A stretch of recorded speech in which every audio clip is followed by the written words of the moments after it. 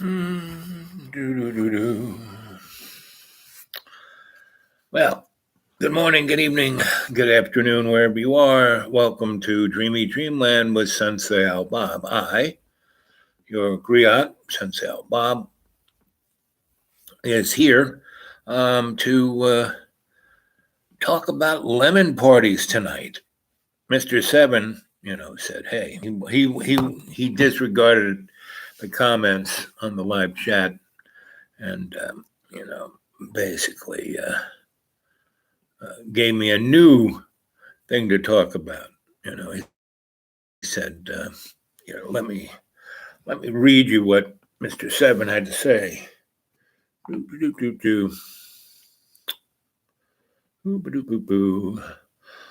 It would appear that someone was having fun at your expense, posing as myself and staff on your live stream.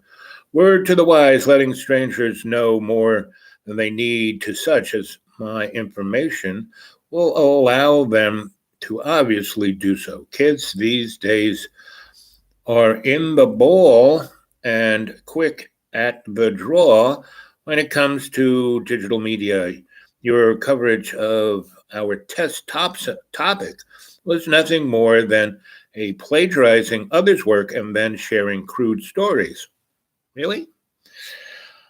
Granted, you were not provided with any assistance, pretty much, to procure topic information. So, what did I do? But what everyone does, I went to Google and Googled it, and they gave me Wikipedia, which I read out of Wikipedia, and I thought that was pretty much information that was in the general, you could use, right? Not plagiarizing anything, and I read it, and then, again, I have to say right from the start, welcome to Dreamy Dreamland with Sensei Al Bob. I am your griot. And what is a griot? I tell you a story.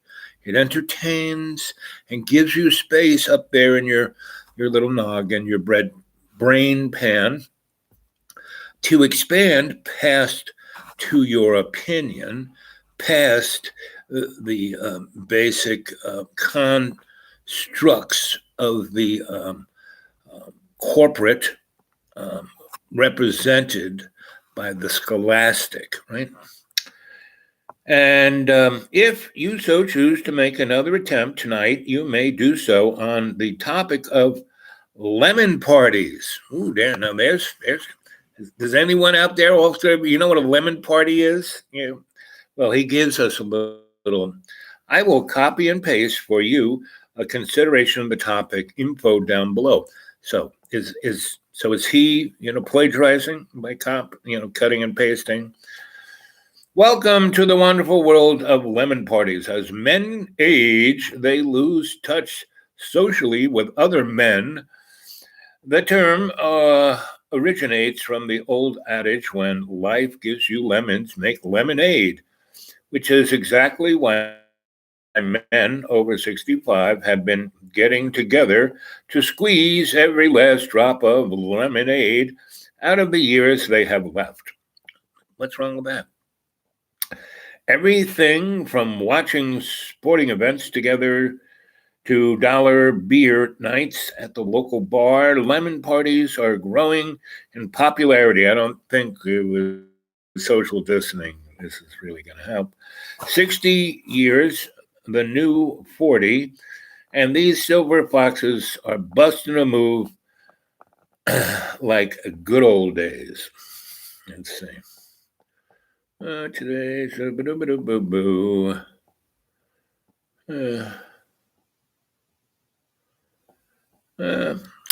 so anyway,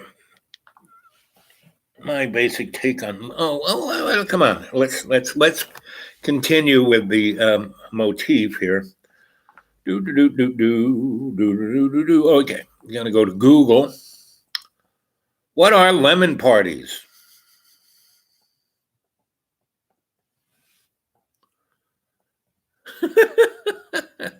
What does lemon party mean? Pop culture by dictionary. Lemon party refers to early 2000s shock website featuring an image of three elderly men having sex. You know, Mr. Seven, he's got issues. He really does.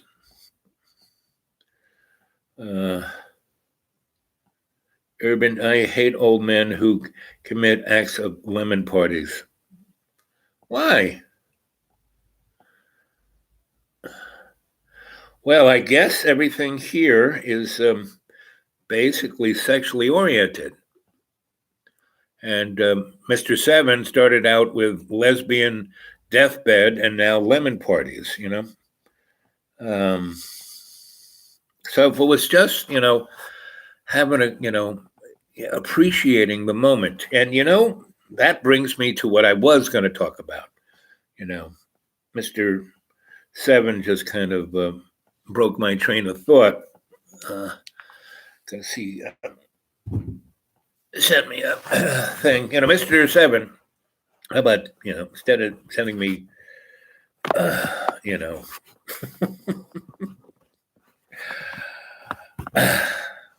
anyway, so, but today was, last night we had a big storm. I mean, really, and just south of us, like near Richmond, which is like, you know, 300 miles south of us, because really we're near Kentucky, actually. I mean, Kentucky's just back that way.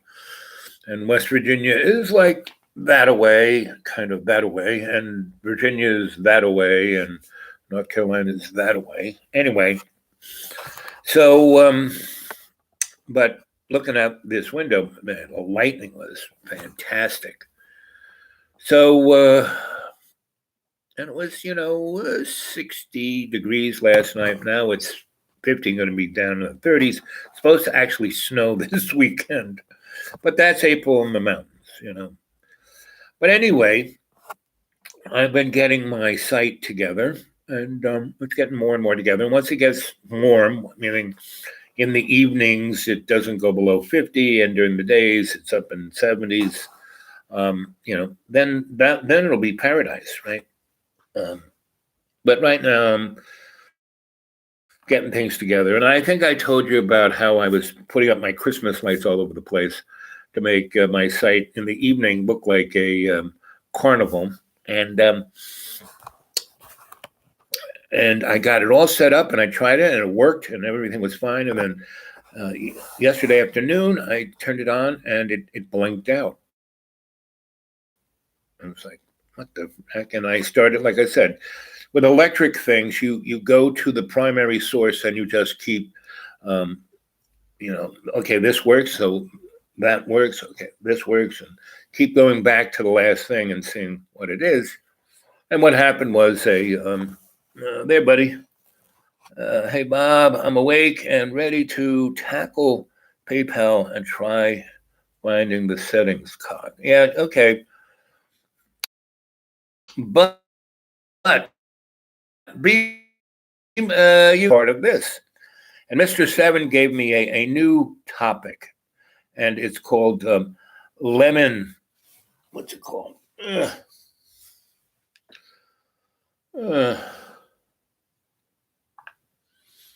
Lemon parties, right? And Mr. Seven must have real issues because he keeps picking topics. Like last night was lesbian deathbed, right? And when I go to Google, you know, I say, Google, what are lemon parties, right? It says lemon parties. Lemon parties is a shocking sight of displaying an image of three elderly males in bed kissing, you know.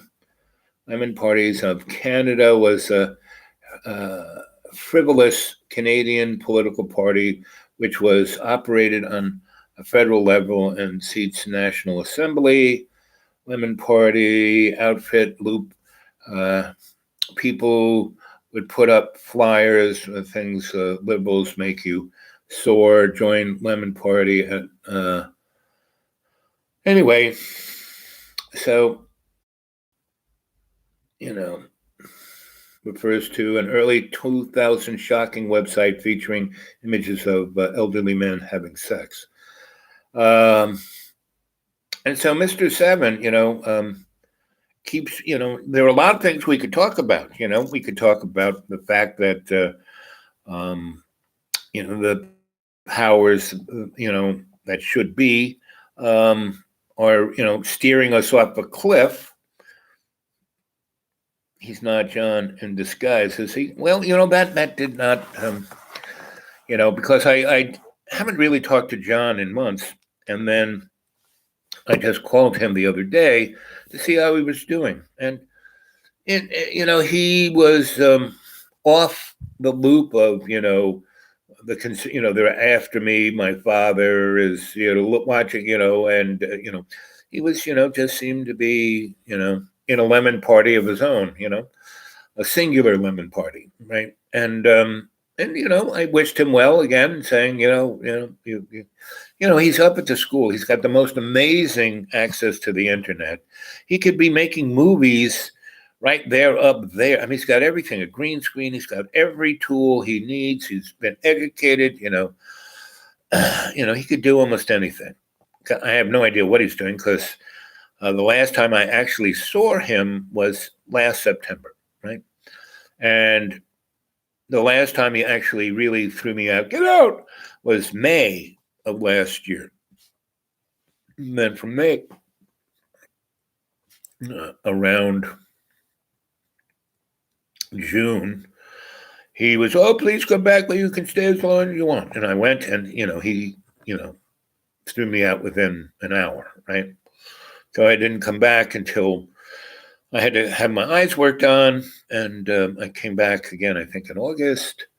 And again, he threw me out in a matter of hours. And then in September, he begged and begged and begged, oh, please stay with me, oh, please, I need your help. Oh, please, please, please. I did. And he threw me out, within an hour and a half. And by that time, it had gotten dark. And, I said, listen, John, can't we just wait till tomorrow morning and you can, I'll leave then. But, I can't see anything in the dark. My eyes are, two glasses. And, so I had to leave. And luckily, I knew every centimeter of our riverbed driveway, which is 2 miles long from the school down to pavement. But then the roads are really windy there. Luckily, I know them pretty well, so I went slow. But my real problem was once I got out on the county road and there was traffic, soon as it would be really dark, as soon as a bright light hit me in the eyes, I couldn't see anything for about a minute. So if you're driving around 50 and then you can't see anything for about a minute, not good. So I kind of, when I knew there was a road, I kind of pulled off and went to a cul-de-sac and said, well, I'm just going to sleep here till the sun rises. And I called up a whole bunch of people saying, hey, are you around? Blah, blah, blah. And in about 40 minutes, by this time it was around 10 o'clock. And, somebody called me back and said, where are you? And I told them, and they knew where that was. And they came and got me. And they took me to a party that lasted 3 days. Right? They came and got me with a friend. I got in their car. Their friend drove my car. And we went up to, what's the name of that? It's way up it's where all the hippies live above Roanoke. What's the place called? They have a big concert every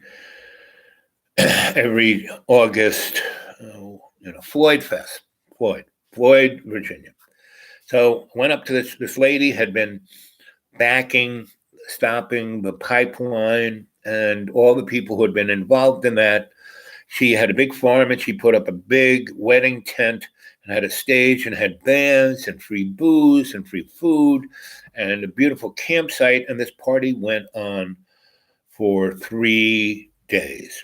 So if John hadn't thrown me out that night, I wouldn't have gone to this great party. I met some really great people, had the most fun that I've had in years, right? And that put me on a whole different mindset, right? So September comes. And, so I go back so I've spent the whole summer, like from May until September, in the deep green, right? And when I got there in May, the raccoons had tore the place apart. It took me all summer to piece it back together.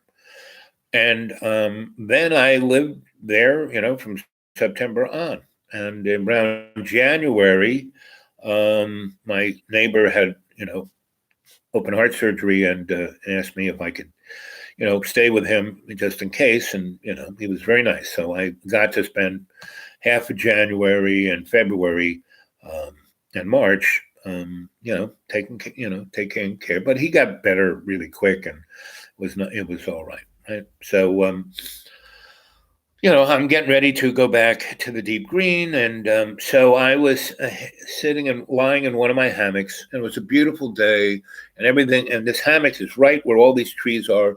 And it makes a beautiful little covering because I planted all the trees and I kind of wove them all together to cover this area. And I was just lying there, and there were a bunch of things. There were a couple of things that I had to do, fix that electric problem. And I had kind of took a look at it the day before, and like I said, I traced it all the way back to this box, and I opened the box, and inside it was a bird's nest and a beehive, right? And luckily, both had evacuated the neck of the woods, so I got my leaf blower and blew it out, and I didn't get attacked by either because there was nobody home. But it was covered in bird crap, and so I had to scrape everything, and I stopped, and because it was the sun had gone past to where it was illuminating what I was doing. Anyway, so I was in, on the next day today, I was in the hammock going, well, I should really, it's sunny, it's warm. Tomorrow it's supposed to go down in the 30s during the day, and then it's supposed to snow. So yeah, I should really go do it, right? So what do? I go, I'm going to actually do what I say I'm going to do. Question: how do you change your PH number in PayPal? I have no idea. That's why I'm telling you, buddy, don't worry about that today, because tomorrow I'm going to visit my internet guru, because I have to go to one of my towns that's 40 miles away to make a phone call. And my brother, I haven't really talked to him, and he had his whole body ripped apart, and replaced his knee and this and that, like in February. Not a good time because now when he needs help, everyone's like, that. So I've been wanting to talk to him and see how he's doing, and I can only leave so far left messages, on his voicemail, and then he'll leave a cryptic thing saying, okay, hey, it's life's tough, then you die, blah, blah, blah, blah, blah. So I wanted to really talk to him. So I'm going to, go stick myself someplace for an hour or two and, call him up a couple of times, leave him a couple of messages, put something on his, email and say, hey, call me now, So, but where I'm going to go to do that is in the same town that my internet computer phone guru is, right? And he's a really great guy, and I've helped him out in a number of ways. And so he's always happy to. Can you do a live stream together? Maybe. Again, I have no idea what I'm doing, gang. Not a clue. I just know to push that button and do this, and sometimes I hit the wrong thing and blip, it all goes away. And then I have to go visit my guru, and he say, all you got to do is, and I said, can you do it slower so I can write it down? Anyway, he's only 30 miles away. He's not that far. And there are other things I need to do, to do a little shopping. I need to go to the dollar store, stuff like that. But back to, I'm in the hammock and I'm thinking about all the different things I got to do, right? And I misplaced this, and I was wondering where my pickaxe is, and I'm wondering where that is. So I go into state and I visualize, so where's that shovel? And I see it. Oh yeah, I remember I put it over there. And that's going into what is known as your mental castle. And all you do is visualize the room that that thing is, and you can see it, right? And so, I found my shovel, I found my pickaxe, I found my little, I got all this stuff to clean up, and I don't have a dustpan, and I have a really great dustpan. I was, what the heck it was, and it was over where the fire pit was, and underneath a bunch of cardboard boxes. You can't. I'm half blind. It takes two glasses to see, and I, went and, oh, there's my shovel, there's my pickaxe, there's my this, and I visualized. What was really wrong? Did I really need to take apart that funky box? Because there was power there. It was kind of working, but why wasn't it working? So I said, I'm going to go look further down the line. And so I did. And I found there was a GFI that I didn't know exist. And I pushed in, for some reason it popped out, and I pushed in the GFI, and bingo, everything worked. So I used my Akashic record to find where my shovel went, where my pickaxe was, and why my electric died like that.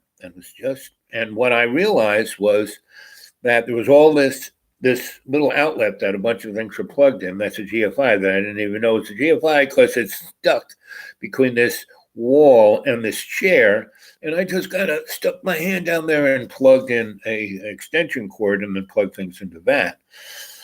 And what I realized that garbage, coffee cups and papers and pens and straws and things had fallen down the sides of my chair. And what had happened was a pen had got stuck in the chair and was hit the reset button of the GFI. I mean, a thing like, could that actually, I couldn't even do that if I tried. But just because stuff fell down there, and I moved the chair a little bit, and it knocked it out. And I didn't notice because nothing was on me doing that. Meaning if the light there was on and I moved the chair and the light went off, I would have kind of said, But I didn't. I didn't put together me moving the chair and that the pen was right there. But I visualized it all in my Akashic record. So that is as mundane as you can get. And I use, the visualization, right? So, the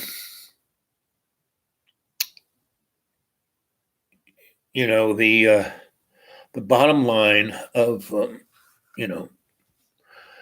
and I do follow, the golden, in every cloud there's a silver lining. And this thing that is occurring, this novel 19 and the economic collapse that it is causing on the planetary scale, it's pretty obvious that it's all, if the novel 19 wasn't manufactured,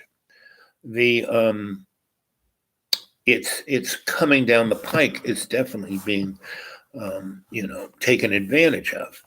And Mr. Billy Boy with the glasses and his lovely Stepford wife,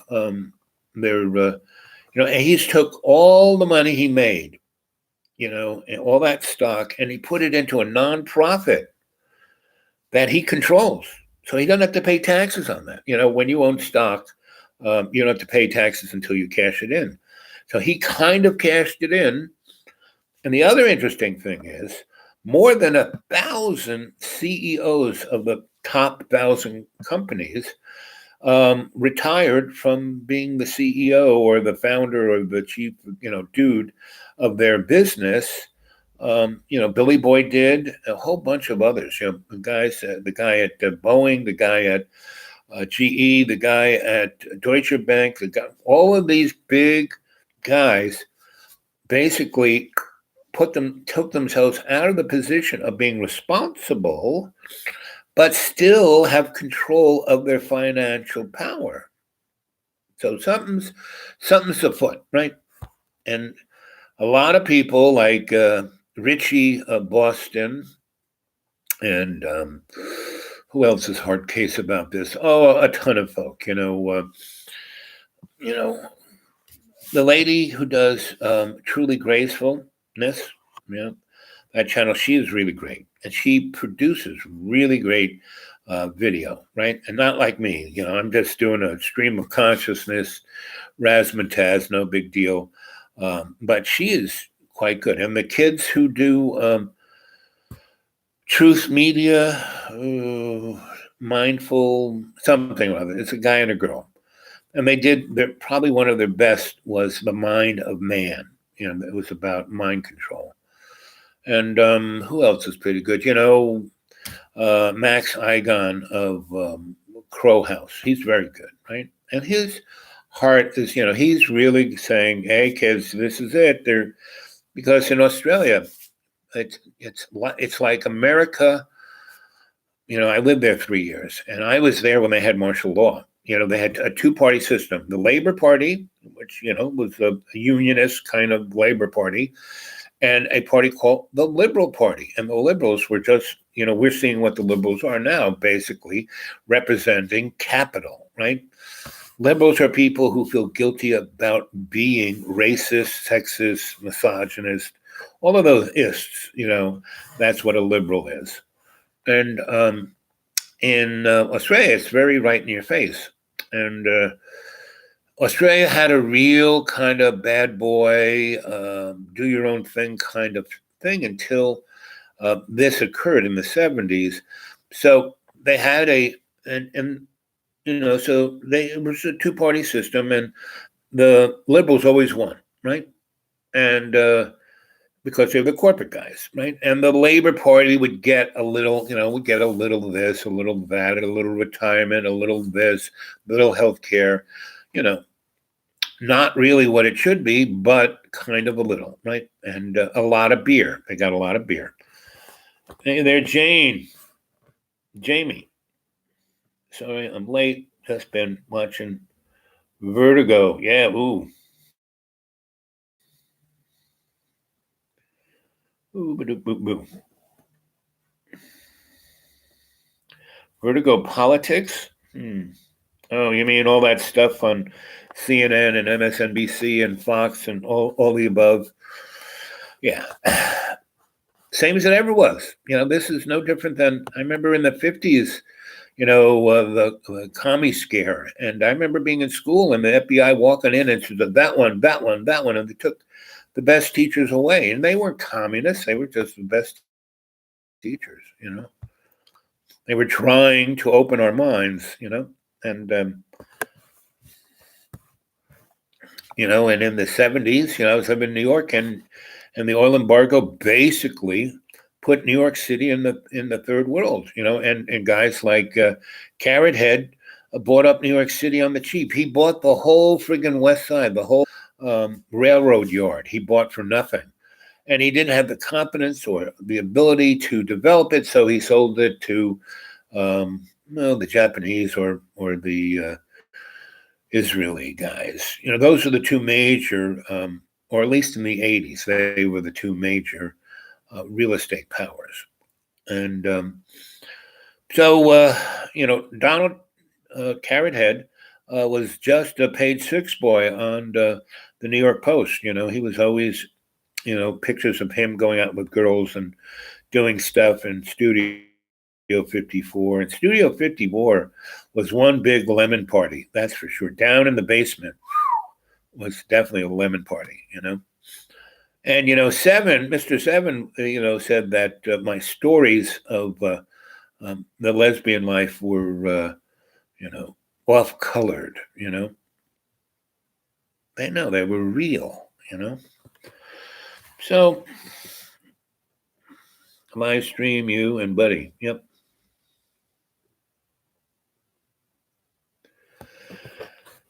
So I'm going to have to figure out what I would love to do. There's about 12 of you who, are what I call the chorus, Jamie, Eden, Buddy, Jane, a few others who come regularly and have 87 there are a bunch of you that really, put in your spirit, right?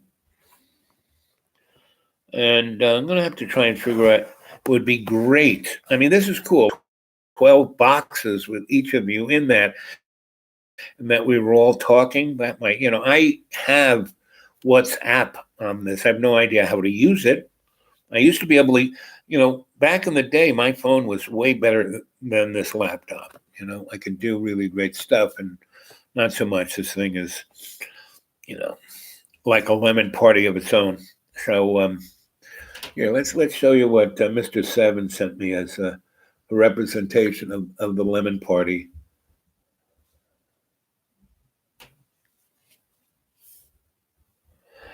I actually think that's Mr. Seven right there.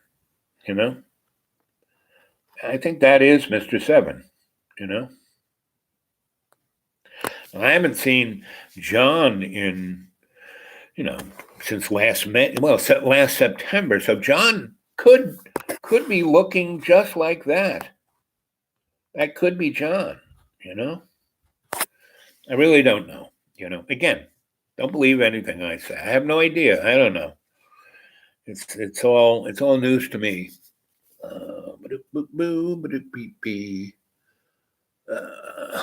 So uh,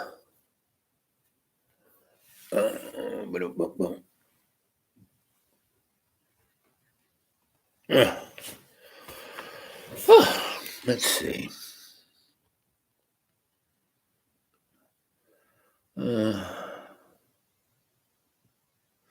Oh, there he is. There's Mr. Seven.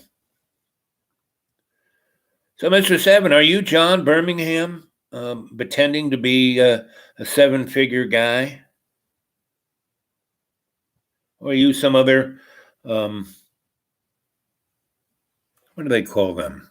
Trolls? You know?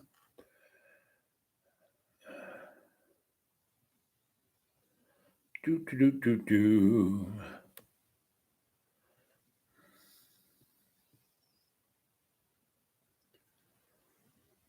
Yes, let's go to some island. Mr. Seven, why don't you send an airplane for all of us? Take us to some place like, what would be a good island? There's Haiti and the Dominican Republic. Have any of you guys, Mr. Seven, you ever go there? That's a place where you'd love, because in Haiti they're the poorest people in the world because they were the first African slaves that were taken from Africa that broke the back of the white slavery movement and declared freedom of themselves, right? And then from that point on, from the 17 whatever it was, Europe, primarily the Dutch and the English and the French, screwed with those poor people forever. And when I say the English, I also it's the Anglo-American motif. So, Mr. Seven, how'd you make your multi-million dollars? What's your what are you a one of those Silicon Valley kids, a poster children who never did anything of real value? Why? The two things you want to know about is lesbian bed death and the lemonade party, and and both of them are kind of sexual, you know, dead ends, because sex is a biological outreach of reproduction. Pretty much birds do it, bees do it, everybody does it, right? To reproduce, right? Humans just happen to have, this thing of language and expression of their feelings. Now, animals do too. Dogs, really express their feelings. Um, Whales do, porpoises do, horses do, birds do. I mean, all the animals that I've been close to have all, I could do my empathetic little spidey sense, could sense their caring, right? And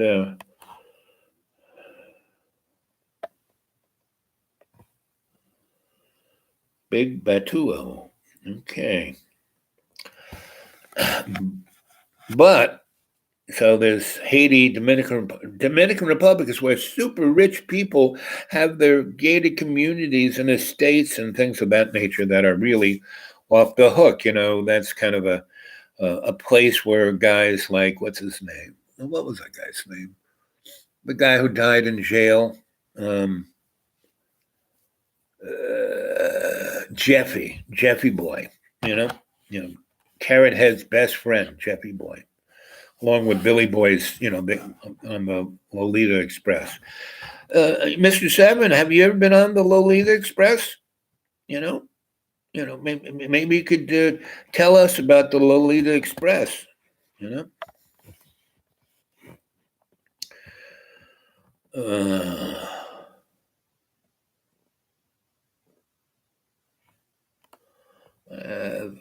Verbal permission from Al to summarize his vids. Yep.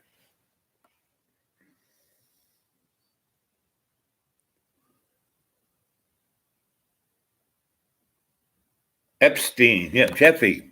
Yeah. So, Seven, were you good buddies with Jeffy? You know?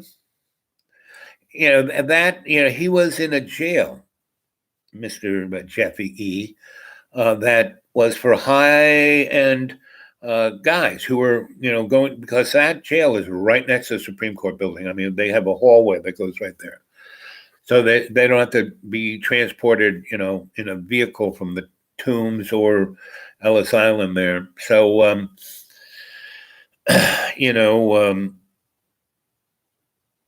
Jeffy was the only person they had TV cameras everywhere. They had people, outside your cell. And Jeffy's the only one who had committed suicide. He had been on suicide watch, meaning when you're on suicide watch, they don't give you sheets. They give you these paper sheets that you can't tie around your neck. And, and the ceilings there were like 8 feet. And so there was nothing for him to really, he basically had to tie it to his bed and kneel and lean into it. So, and you didn't really ever see a really good picture of Jeffy in jail dead on the floor. They just he was in a bag. So could have been somebody else that kind of looked like him. And Jeffy got let loose because Jeffy knew a lot of stuff that nobody, like maybe Mr. Seven, maybe you took part in that, because he knew something about you.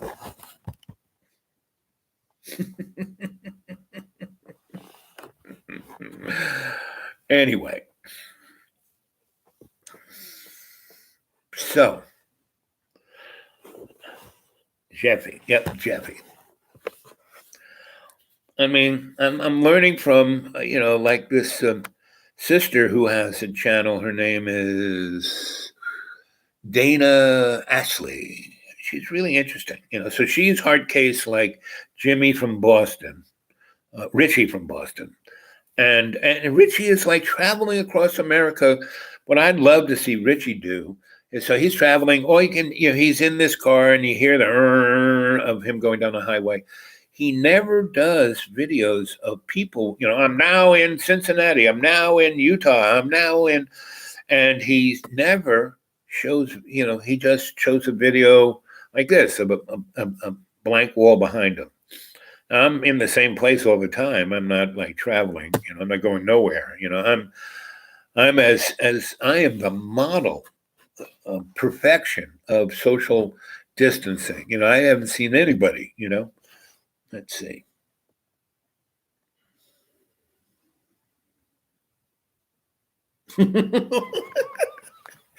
You tell him, buddy. I'm sure he is, That's wow. Anyway, that's why I love you guys. Hurry, pup. Love you, bro. Welcome to Al Bob's Express. Yes. And what we are expressing is our feelings. We're not going anywhere too fast. We don't have any private jets, no Lolitas here. Like I said, I am the epitome of social. There's nobody within, hundreds of yards from me. There's nobody. And I'm washing my hands at least 25 times a minute. I am the poster child of this, novel 19, right? Ooh, that gives me an idea. My next novel is going to be called Novel 19. Yes, that's it. About the time in the pandemic. Novel 19. Ooh, it just struck me like a bolt out of nowhere, where I normally am. I'm a bolt out of nowhere. Uh, so, 41 minutes and 1 second. So, anyway,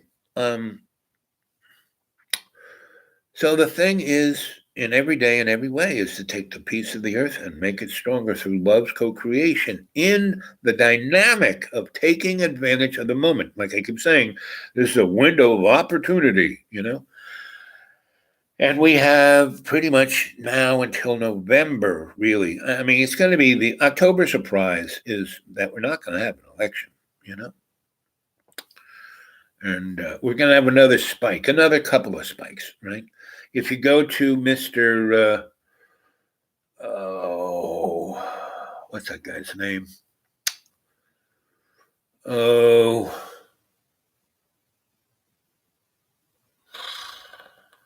it's Logic Thinking or something. He basically was one of the first people back in January, early January.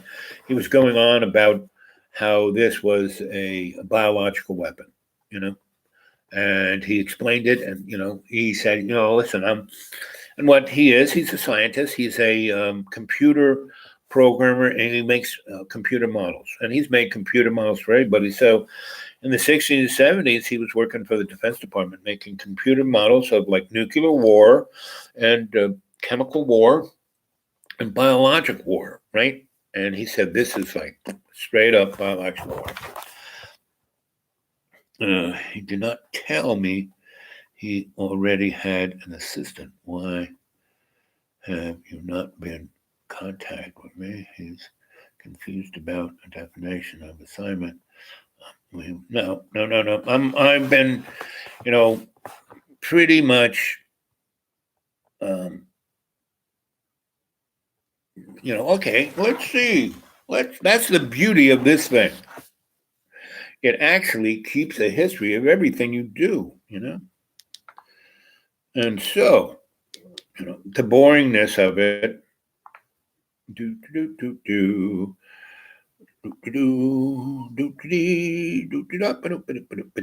there we go. Ooh, blah blah blah, right?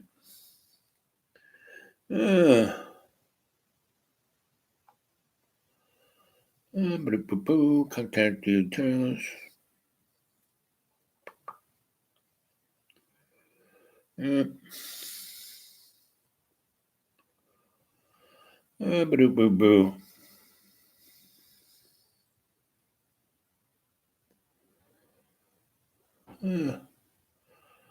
So he opens up. Good evening. I'm taking notice of your blah blah blah, your channel, and like the competent regarding state of country at the present. Blah blah blah.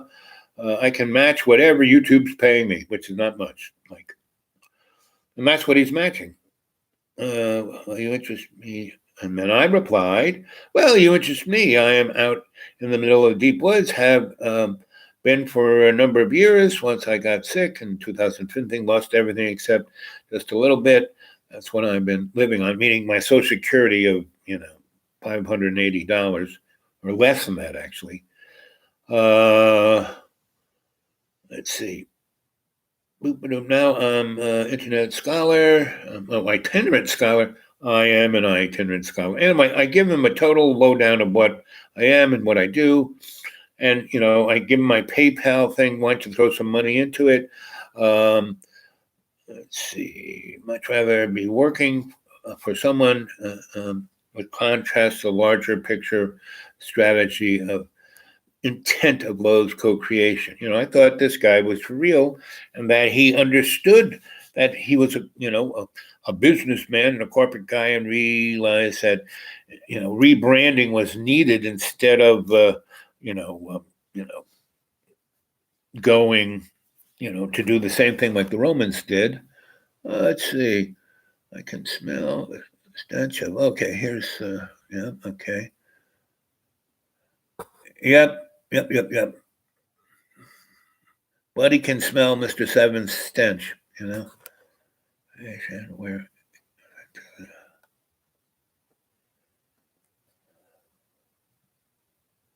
Yep, the morphonic field is indestructible. Yep.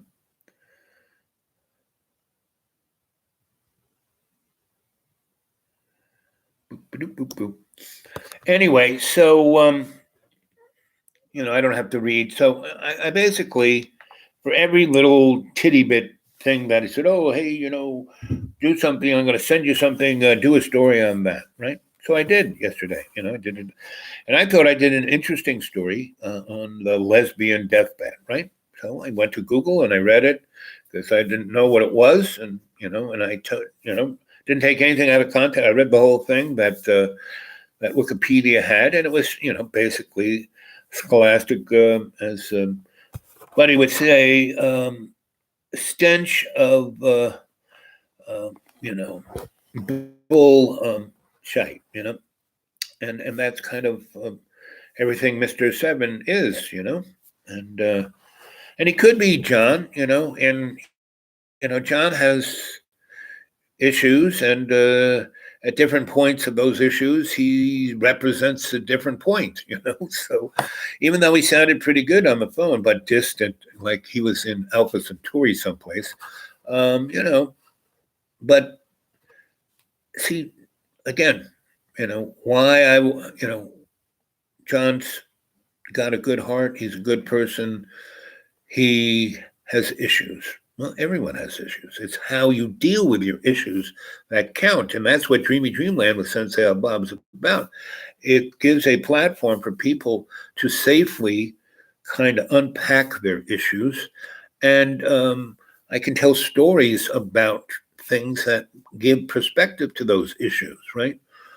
So, and that's what we do here. And we don't do it within the guise of pretending we are scholastically, you can go, I've been at a lot of universities, but I've always been at these things, meaning my grandmother and a number of other my great mentors told me, never work for anybody unless they need you more than you need them.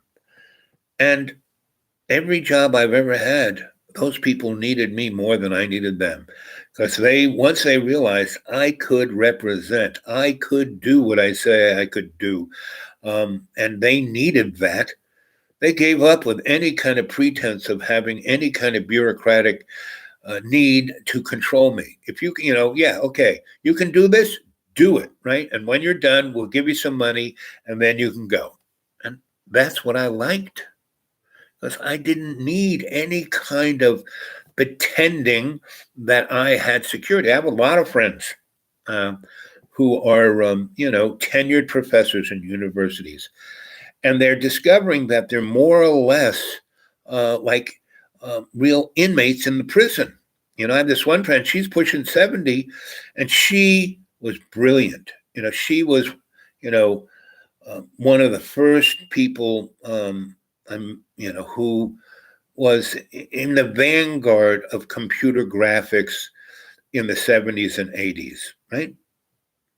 And she was at certain corporate places but because she was a woman and they were corporate and they were given a hard time, they wanted her to do what she could do, and they could steal it and take it from her and, just fire her or treat her badly. And so, she had enough representation of doing that she found a college she liked, and they offered her a tenured professorship, and she ran their photographic department and their digital graphic department and their digital platform and their everything you could think of, from chemical photography to everything digital.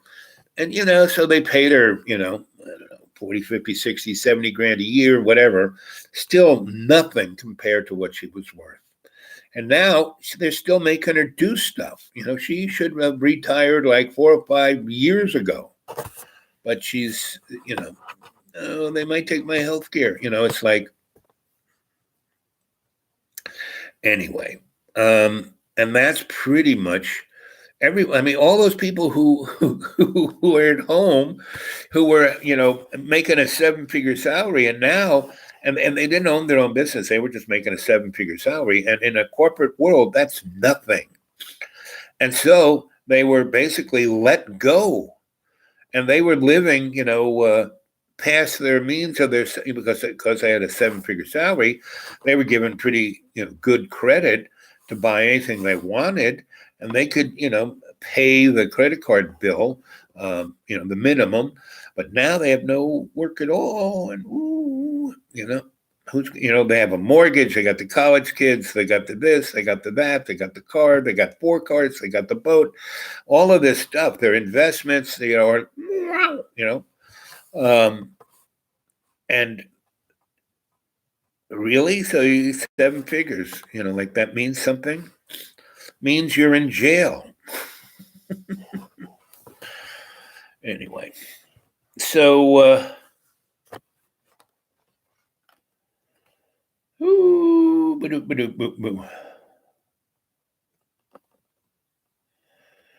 and Jamie's right.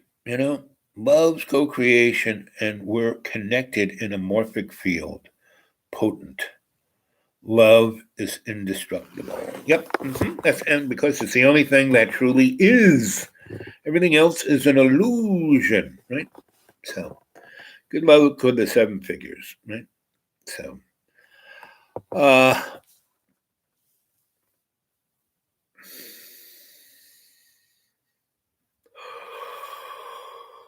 anyway,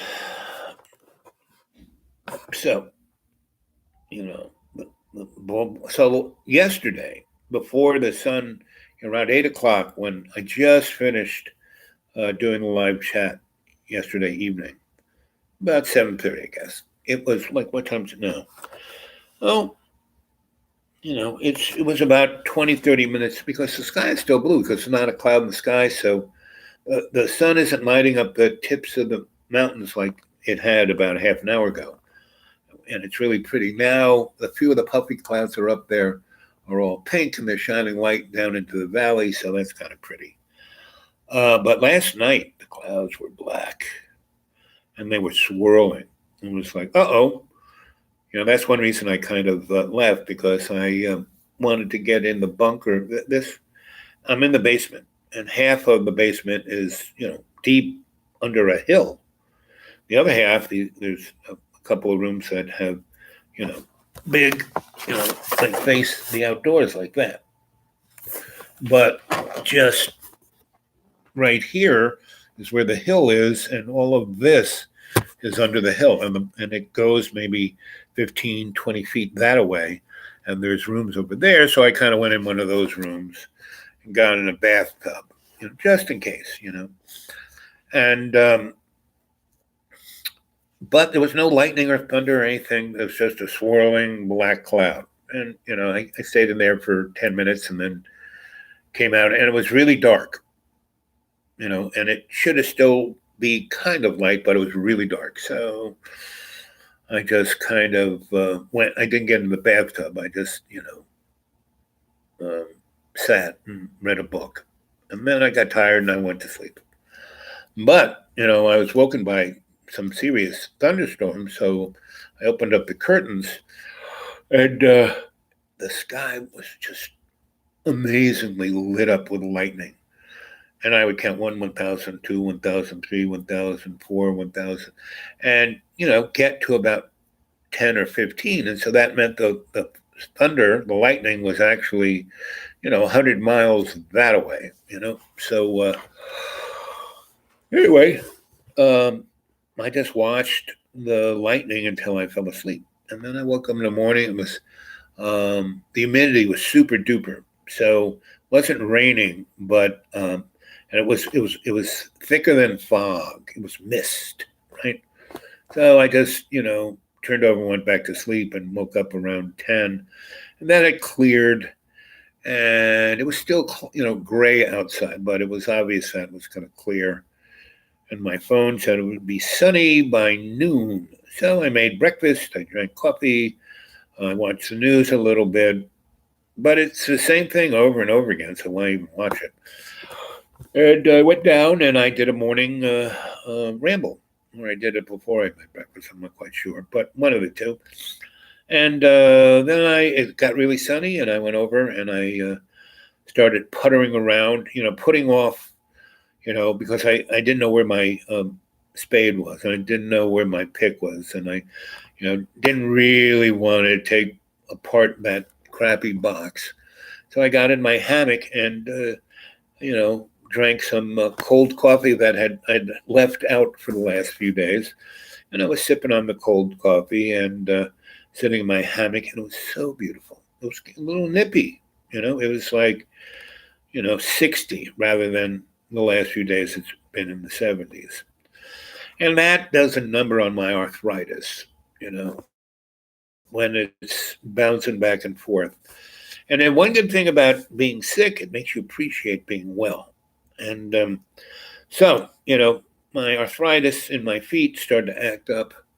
And so I elevated my feet more and I started meditating because that's one way I can get rid of the pain is meditating. So I went into the Akashic record, and started meditating. And then, and I was meditating with my eyes open. So I was seeing the beautifulness and that morphic field that Jamie's talking about. Everything started to glow, because the sun was really bright and hitting everything, and everything was just budding. And so that morphic field was really super duper. And I was like, "Well, look at this! And isn't this beautiful?" And then because I was looking around at the site, and I said, "Oh, I got to take care of this." And so in the morphic field of the goldenness, silveriness, the silver lining of the cloud, bingo, I said, "Oh, yeah, that's where my pick is. It's over behind the, because I was looking at these logs. I was trying to use my pick to split, which is not a good idea. And I had got it stuck in the wood, and I just leaned it on the other side of the wood pile. So that's where my pick was. And when I went over there to look for it, that's where my shovel was too, right? And a few other things were, and I was seeing it in the morphic field, right?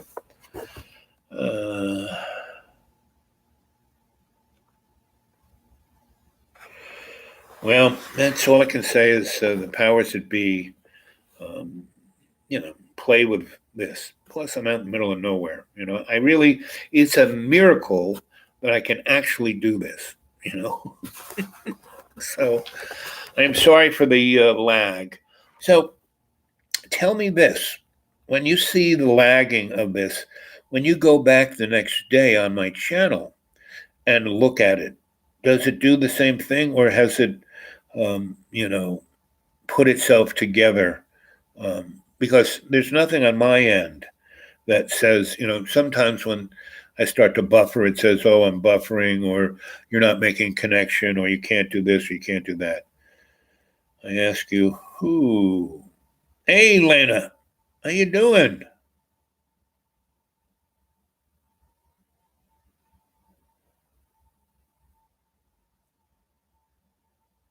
Oh, it's good to see you all.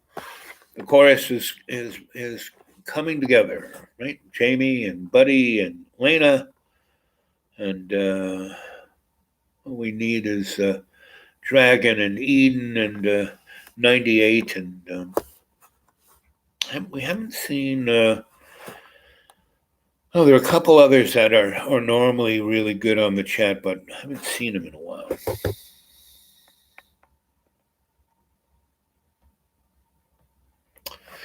So, how things in your end, Lana, in the land of Sweden?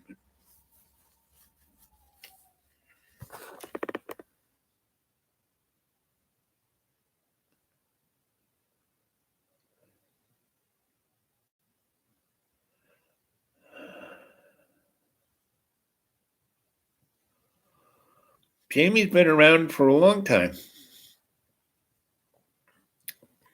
Jamie, are you in Canada? Is that where you are? I really, I'm like a doddering uncle. I forget where people are and what gender they are, and I just look at their energy.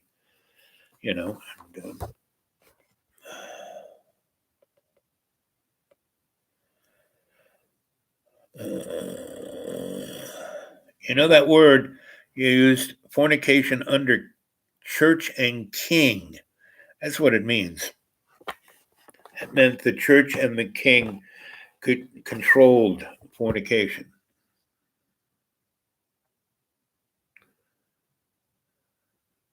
Free comedy. Salam alaikum. I hope that doesn't get us in trouble.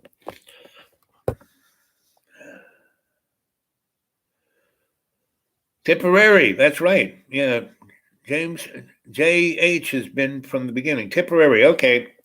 You refresh my memory again. Because back in the day when I was telling stories of the old crone, and I was telling about Dublin and Trinity and the part of old Dublin on the other side of the river near the beer and whiskey distilleries. That's when Jamie jumped in and let's see, Sandra. Yippee. Yep, fornication. Yippee.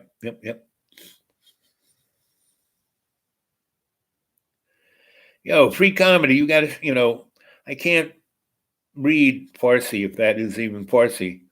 I'm from Egypt. Well, welcome home, my friend. Welcome to Dreamy Dreamland with Sensei Albob. How'd you find out about this channel? Yep, the pink jaguar. Yep. Sugar. Guys, having no teeth, I can't say certain, vowels. Let's see. When you walk around these lines, I felt like a cow going into the slaughter. Yeah. They did that at Walmart. It was pretty amazing. I'm like a cheeky monkey. So there were, two ways in and out of Walmarts. And so they made everyone go in one way. Well, there was no big line. There was nobody there. There was no one like taking your temperature or doing anything, right? And so they had carts every 10, 15 feet and then yellow, it said, what did it say? It said crime scene. That yellow crime scene tape connected this, So I just, instead of me walking to the other end of freaking Walmart's, I was parked here. I didn't park there because I didn't see this. I just kind of went underneath. There was no one in line. I didn't cut anyone. There was nobody there. And I went under there and somebody ran over. No, sir, you have to go all the way. I said, you got to be kidding me. There's no one here. There's no line to wait on. I got bad knees. If you can bring me out one of those little scooters, I will go out. And they did do that. They brought one of those little, moving easy chairs to go shopping in. And they brought it out to me and I got in and I rode all the way around and all the way around. And I said, thank you very much.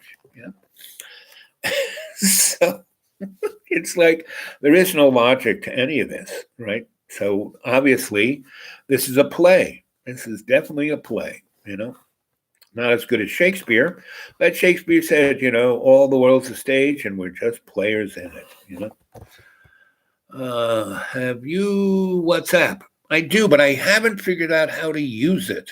I'm going to see my, whatchamacallit, my computer guru. And I have it up there. See, it used to be on my phone. And when it was on my phone, it was really easy. I would just hit the phone number of somebody in my phone book and bingo, it would dial them. But now on my laptop, can't do it. So I'm going to go see my computer guru tomorrow, and I'm going to check out about my PayPal and WhatsApp and other things, and also doing a thing where we could all have little boxes with our faces. I would love to do that. Let's see, Egypt, interesting. Egypt is interesting. I was there once.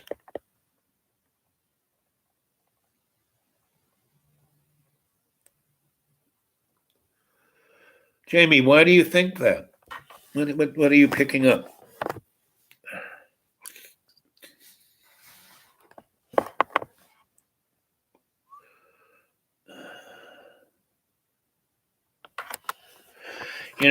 I have to tell you guys, I am one of the things that I am being in I can't lie, can't cheat, can't steal, can't do any of those things. And what that makes me is extraordinarily innocent. I am innocent. I am naive, right? And so I'm kind of like Ronald Reagan. He said, trust but verify.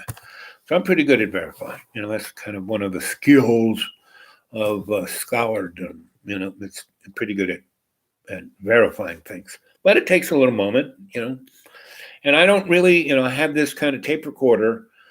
So I remember pretty much everything people say and do. And in this digital world, it all kind of goes down there. I can go look back at it.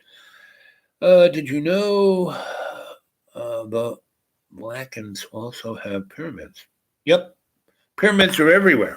Ireland, Sweden, I mean, they're everywhere. They're out there. They're in the United States everywhere. They're in Canada everywhere. They're down in South America. They're everywhere. They were power plants, of the elders, of the builders, of the folks that came 26,000 years before us and who's still roaming around. And they were, when that asteroid came and wiped out the dinosaurs, that wasn't the end of the reptiles. There's still a lot of them, There's all those alligators that are handbags, I mean, so there were some pretty smart reptiles that kind of had technology, it's not, technology is not just a human thing. Chimpanzees use sticks to stick in to where ants are and get them. So that's a tool.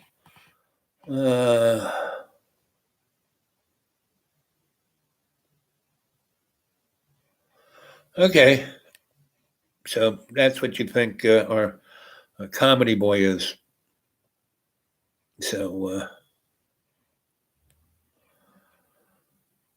the thing about wind-ups and liars is that, they pretty much, on this channel, really, people cannot pull the wool over our eyes. They can say a few things, but pretty much they're exposed pretty quick, right? So I don't have to really unless they're really obnoxious, I don't really get rid of them because they leave on their own account. And, so pretty much I don't really cut anyone out, unless they become obnoxious, right? And I wait for the individual to really show their own sense. And now Mr. Comedy isn't saying much at all, which is never a good sign. Now, all of you in the chorus, you can say a lot by just a few words. Lana, she uses one word, and I know a whole paragraph that she's saying. James, same with James, and same with Plug Nuts, and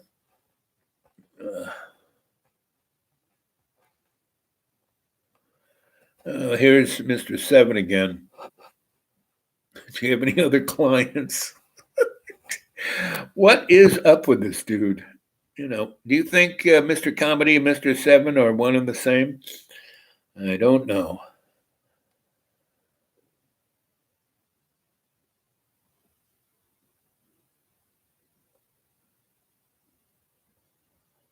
Yep. So there's a guy named Alan. What's Alan's? He leaves comments. I have a sense that my timing of doing the show never. There are a lot of people who leave comments. The people who leave comments aren't part of the chat because they're doing something when we're doing this, right? So they come and watch it and they make a comment, And so there are a number of people who do that. And then there are other people who watch, again, they're either watching it as we're doing it, but they don't join the chat. And then they get a hold of me at, the dude awake 42 at Gmail. People do this channel in different ways, and it's not me to say to do it any such way. And there are a lot of people who watch it, make no comments whatsoever, but they kind of watch it almost religiously. It's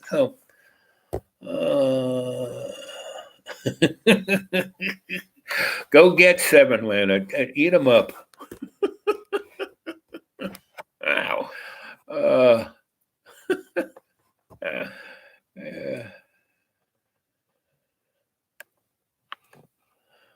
Yep. So it's interesting.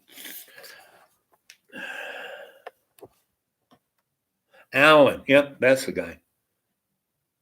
Yep, comes across a pure gentleman. I mean, and there are a few others who, like I said, get a hold of me on, I don't know why they don't want to be more public, but they don't. So there are a lot of people who watch this and comment on the dude awake 42 at Gmail, and it's all good. I'm here to serve. I am your Sensei Albob. I am your griot telling you stories.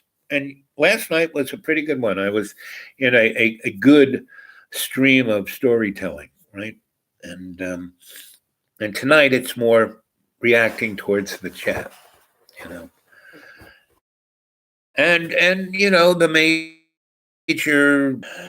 the the silver lining of the dark cloud. And I've been in many a dark cloud, and it just made things better. I mean, the time in Australia when they declared martial law, so the Labor Party, they were trending who was going to win. It was pretty. Everyone was just fed up with the Liberal Party. It was so corrupt. It was so corporate. Only 8 men owned everything. Reginald Ansett owned all transportation. What's his name? Rupert Murdoch owned every radio station, every TV station, every magazine, every newspaper. I had a friend of mine in Australia who would go around to little towns and start up magazines and newspapers and little towns. And so he would get, because there was no newspaper in that little town, everyone would get it. And he would write it in such a way, in such a homey, telling the stories of everybody who was in that little town, that everybody bought it. So demographically, there were only 100 people in that town. And yes, he went around and, for a dime, you can have this newspaper, you can do some advertising. So he demographically had that town set up. Rupert Murdoch would go around and buy that newspaper or magazine from my friend for ridiculous amounts of money, hundreds of thousands of dollars, just so he could have no competition whatsoever. And so my friend was playing Rupert Murdoch, because I gave him this, he goes, so Al, like when I went to work for this electrical engineering firm, and everybody in that firm wore white shirts, black ties, black pants, black shoes, and had their, this is in the days of slide rules. And I walked in looking like this, and, had a woman's big hat. I mean, big hat. So I knew the sun wasn't good for you in Australia because they had detonated hydrogen bombs and blew holes in the ozone. Everyone was getting just, just. And I was wearing dresses, and I would have handbags from Woolies, right? That was Woolworths, They had Woolworths and Kohl's, no Sears, no, that was it, right? And and they had these great handbags that were plastic beads, that were pictures of Australia with kangaroos, and it would say Australia. And I would go to business meetings, and these were women's big, gigantic pocketbooks, right? And I would go in there with this pocketbook and a what they call a flower dress, and that's like when you go outside to work in the garden, it's like a coat you kind of throw over that's very light. It's got usually flowery design. And I would wear those, that it would cover me completely. They were for women who would go out there and so they wouldn't get heat stroke from the sun. And I would wear these things, and I would have these gigantic floppy hats that came with this thing. You put on the floppy hat, you threw this coat over you, and it had a big hood that kind of, the hat, and I would walk in, right, and I would be wearing a T-shirt, Hell's Angels T-shirt, crazy shorts, and, Crocs, and everyone else is in white shirt, black tie, black pants, black shoes, and I would do field equations in my head. And they'd be on their slide rule, and I'd be like, just doing it in my head. And I said, the answer is, 247.703, right? And they would take another 5 minutes and come to the same answer, but after the 3, they would have the 049766394. You didn't have the whole answer. And I said, you don't need a whole answer for what we're doing. That's why they call it a field equation, because you do it in the field. Anyway, I would freak these guys out. And my boss, who was a friend of mine, that's how I got the job. I met him at a party, and we sat and talked electrical stuff. I talked Tesla, and he was a Tesla-phile, and I told him about my experiences in Los Alamos and San Dias and tuning transformers. He said, "You're my man. You need, I need you." So I went to work for him. He paid me a very nice salary every week, and but after 2 weeks, he said, "Listen, you can't work here. You drive these guys nuts, but I need you." And he goes, "I do these and he did gigantic jobs like power plants and dams and transmission systems and all kinds of big stuff. And he'd get a payment up front, a payment in the middle, and then once everything was done, he'd get his third cut. But because he was working for corporations and governments, they tried to string him out. The punch list just got longer and longer and longer. He goes, "You're going to be my punch list guy. I'm going to send you," because that's how the punch list goes. I send a representative, and we go through it, and we do it, and you will have the same effect on those guys as you do to my people. And just to get rid of you, they will pay me. And for me, I'm going to give you, here's $5,000 right here, right now. And every time you need some money, just come see me and I'll give you some more. And I will send you on one of these jobs, maybe every 2 months, maybe less, maybe 4 times a year.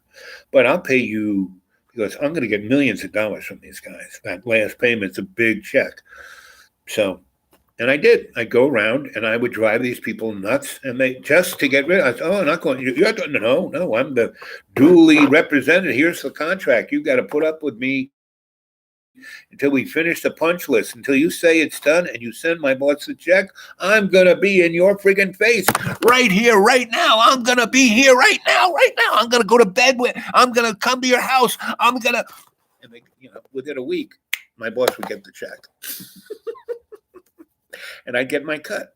And that is how I made my living for 40 years.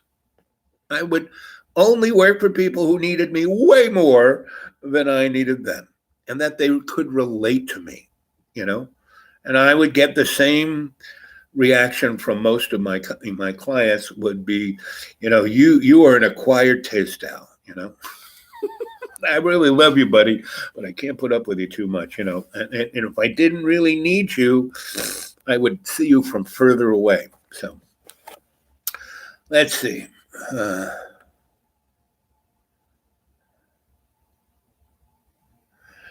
What is this moron 7 saying here? So man, it's like pulling his chain. Keep it up, girl. You're my Lana. You are like my samurai warrior. Lana is the samurai warrior of the chorus.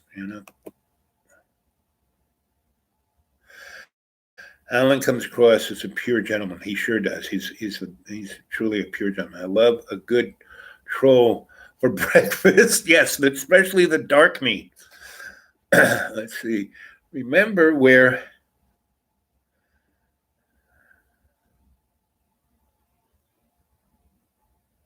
Yep.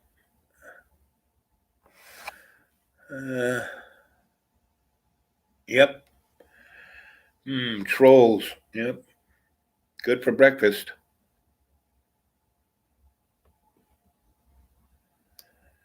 Uh, bu- bu- bu- bu-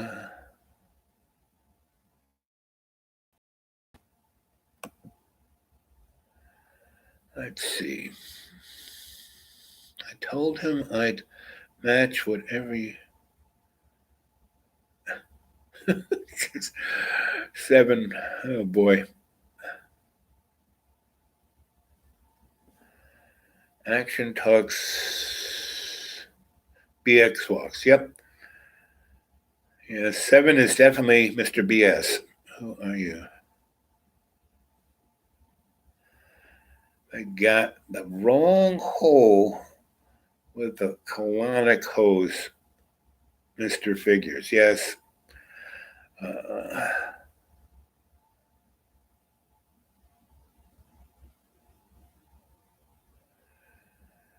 Tell the truth. Keep at it, Lana. You're my samurai. Let's see. Souls belonging, no, souls longing to know itself. Yep. Just like everyone. Yep. Pretty much that's what we're doing here in the sandbox of life. Is this is about understanding.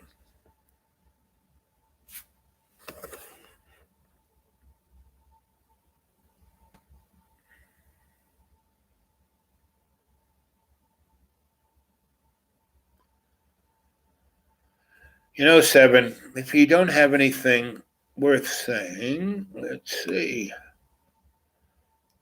Let's see. Remove. Yes, that's what I think. Put user in time, hide his. This. Let's see what removing does.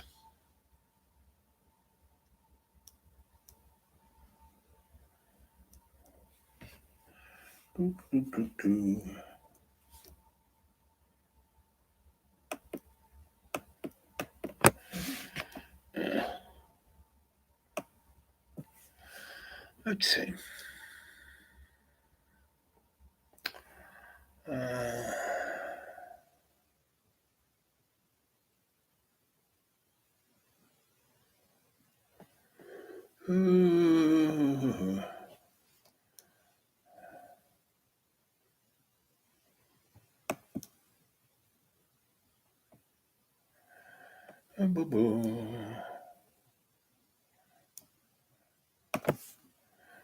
Let's do that.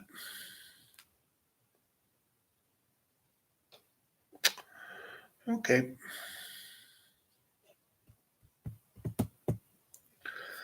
Well, I got rid of Mr. 7. He was, you know, like Buddy says, tasty if they're not interesting, if they're not worth anything. See you later, bye. And I give them a lot of you know rope to, but he was so uselessly useless that just got rid of that. So let's see, Jamie. That is the truth. Avatar, Mayor Baba. Yep, Mayor Baba. That's all it needs to know. Yep. Yep. Oh, wow.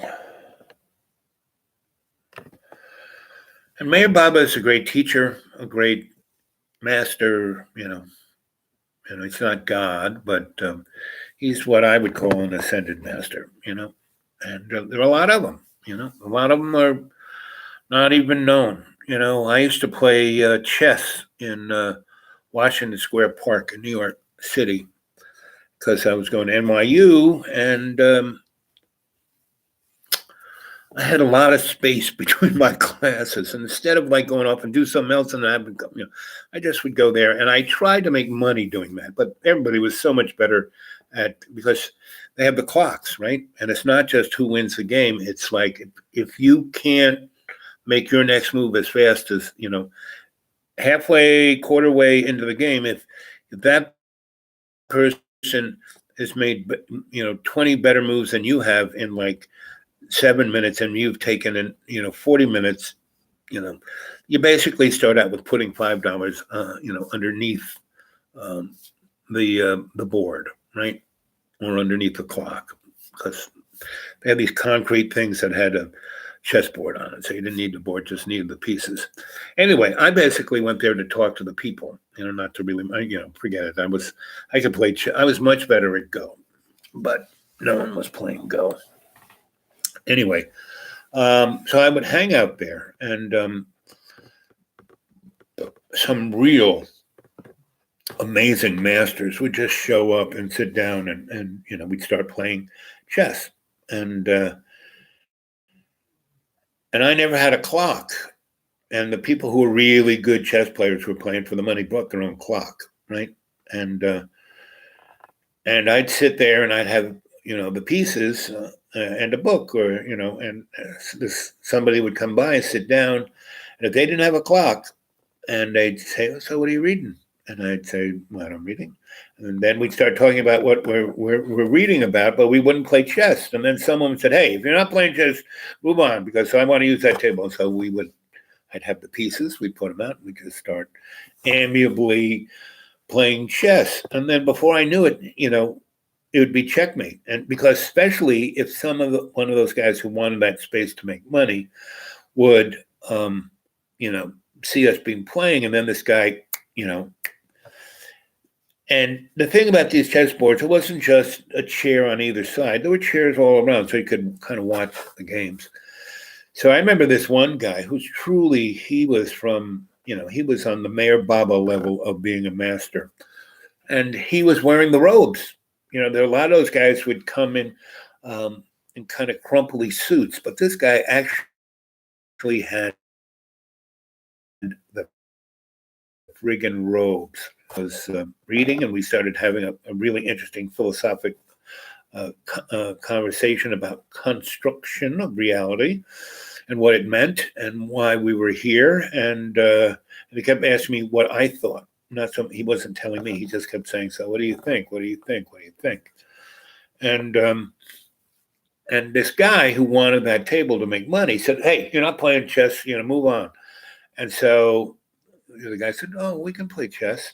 And so we put up the pieces, and we started just doing a meandering game of chess. And so we're playing chess, but we're still talking about reality and stuff. And every move he was making, he was using it as a descriptive of his philosophic questioning of what reality was. And the guy was losing it. The guy who wanted that table was getting very upset. He goes, "What are you doing? This is terrible. You're not playing chess. You're just..." And the guy goes, "Oh, really?" And he moves a piece, and he goes, "Checkmate." And the guy nearly falls over. He goes, "I didn't see that." And I just kind of knew, it was like a miracle. He moved, like it was like a Jedi move. These aren't the droids you're looking for. Anyway, so, the guy goes, "I got to play this guy." And I said, "Okay." So I just kind of went to a seat next to this guy, the master. And that's all I saw him a number of other times over the years, and I would just call him not master, the master, right? Or the meaning he's not the only master. He's the master of who he is, right? Which is kind of what I was saying. Anyway, so this guy who's Mr. Chess wants to play him, and he's got the clock, and so the master, the guy in the robes, is way quicker. The guy moves a move in 5 seconds. Click. It's like the master moves it and hits it, right? So For every move, the guy is, first 5 seconds and then 20 seconds and a minute. And then where it's every move the master's making, it's like he's moving and hitting the clock. So, after about 20 moves, the master has only used, 30 seconds, and this guy has got a half an hour on it. And that's when the master takes the guy's $5. And this guy's, I wasn't ready for it. And master goes, I don't have the time. I want to play my friend chess. We facilitated your need, so move on. And he goes, no. I and he pulls out a Benjamin. He slipped. He says, I'll do it for 100, right? So again, and then Masters was fine. But you can't take, if you take more than a minute for each of your moves, you 1 minute, the first time you go over a minute, I take that Benjamin, the game is over. And he goes, okay.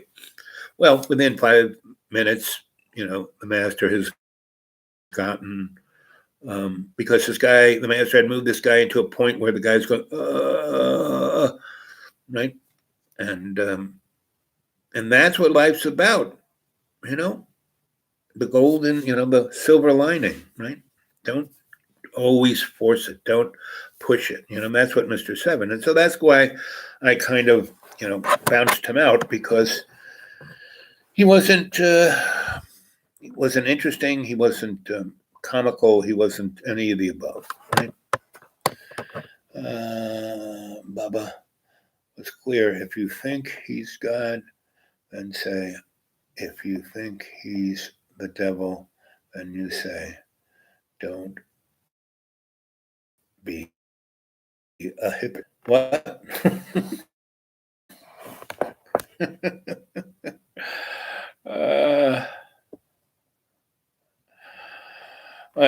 It's more like the enigma of time. As long as it gets you to put the question mark up there, it's valuable, right? So,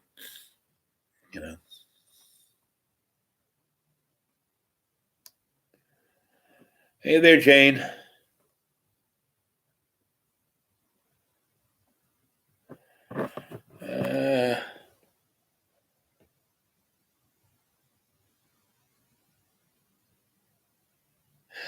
Yep, they are fun to be around.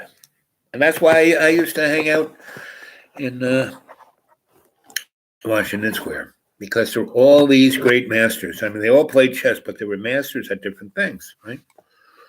And I was becoming, a comedy electrical master. Everything that I did was, I once told someone that I've mastered many things. Oh, you can only master one thing. I said, no, you master one thing, you can take that mastership into other things.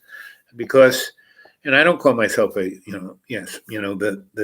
city, the state of New York gave me a license calling me a master electrician. The FBI actually gave me a thing because I took the test at a time when the New York City was so corrupt that they were selling licenses, and the FBI just decided to step in for a week and watch everyone taking a test. And I took the test, and I, got 100. No one gets 100. I got, everything right. Obviously, you cheated. So I had to take it again. I took it 3 different times. Plus, they not only had a written test, you had to do a physical thing. You had to wire things. And, so the test normally took 3 hours, so I had to do it 3 different times. So, and then I did, the physical part was at a different time, and I did it all on the same day. 12 hours, took the test 3 different times. First time I got 100, next time I got like 98, next time I got, 98, and, and I wired starters and call buttons and all kinds of stuff. And, and the guy who's the FBI guy, he wasn't an electrician, but he said, okay. And so I said, okay, so you representing the FBI say that I'm a master electrician. And he goes, yep. And I said, I want, this, I have a lawyer who will twist your knobs until you say uncle. So I want a document from the FBI stating that I am a master electrician in New York City and New York State. And so he goes, just a minute. He goes off, uses the phone, calls the boss. His boss says, "Oh, yes, I know this guy you're talking about. Yeah, we'll do what he wants. We'll fax him, right?" So they typed it out on FBI stationery stating that I was a master of being an electrician. And that's how they stated master, not the way the state of New York and the city of New York stated it, but, and so I loved it. I framed it and, and so from that, I would say that everything is electrically connected. We are electrochemical devices, so that makes the FBI says I'm a master of that. And that was my raison d'etre of explaining how I could master many things because the FBI said so. So, to love me as I have to be loved. Yep. Try and love those you can't love, right? Well, you can love everybody. Even Mr. Seven. I sent him a nice, sweet little message telling him that I loved him, and that I always would, but basically goodbye and good luck, And then he came on here. So that's why I kind of had to, I thought he would have gotten the drift from the Gmail I sent him after he looks totally, yes. Anyway. Ooh, ba-doo, boo, boo.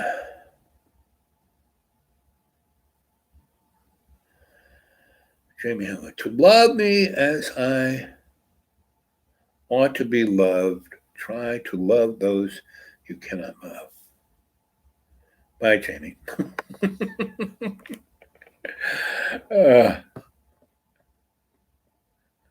Bye, Lana.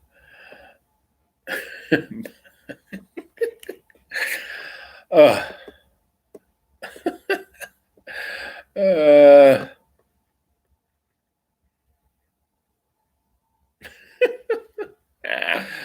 yep, that's what's good about our chats. They are comic relief for reality in depth. And don't.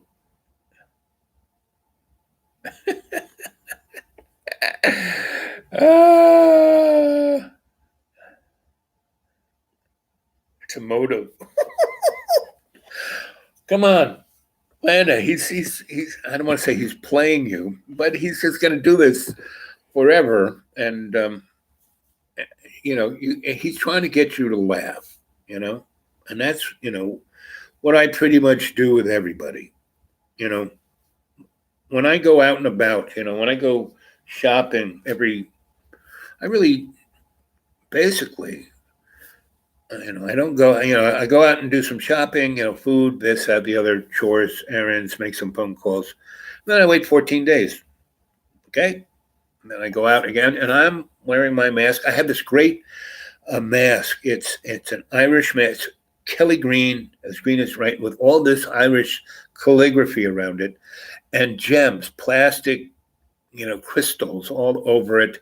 And, it's supposed to be a fairy bandana, right? And I bought it at an Irish Celtic fair. And that's what the lady said it was, a fairy bandana. So that is my Novel 19 mask, right? Because our president said, you don't have to go get a surgical anything. Just wear a bandana. So this is it. So that's mine. And it does a very nice job. Covers me everywhere, all the way down to the midsection there. So I'm covered. And I had boxes of, when you paint something, plastic gloves. They're not like surgical gloves, those purple things that clear. They go over your hands and they kind of, cover everything. And I have got quite a few of those. They're not medically, but, they're covering my hands. So. And I have my little squirt bottle, my little misty thing, and I have in that 90% ethyl alcohol and chlorine, right? Kill anything, right? So if I'm gonna do the buttons on, when I put my credit card in there, I and then right if I'm handling something, and so I'm pretty much covered. And I, like I said, go out every 14 days, give or take. And I'm always washing my hands. And, I'm like, I am, always 100 yards away from anybody else, right? And if I see someone coughing, I go the other way. I don't even go. I'm looking 100 yards down. If I see something, I kind of go that way. So, and within the pandemic modality, but you look at a lot of people are starting to question the deaths and the this and the that, and I don't question anything. It's for other people to go on about. It's not my job. My job is to serve love unconditionally, right? That's my job, you know.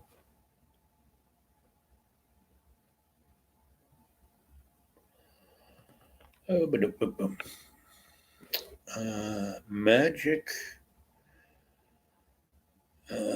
fairy, Kelly Green, Calic Math works the best. Yep. Let's see who else is up here.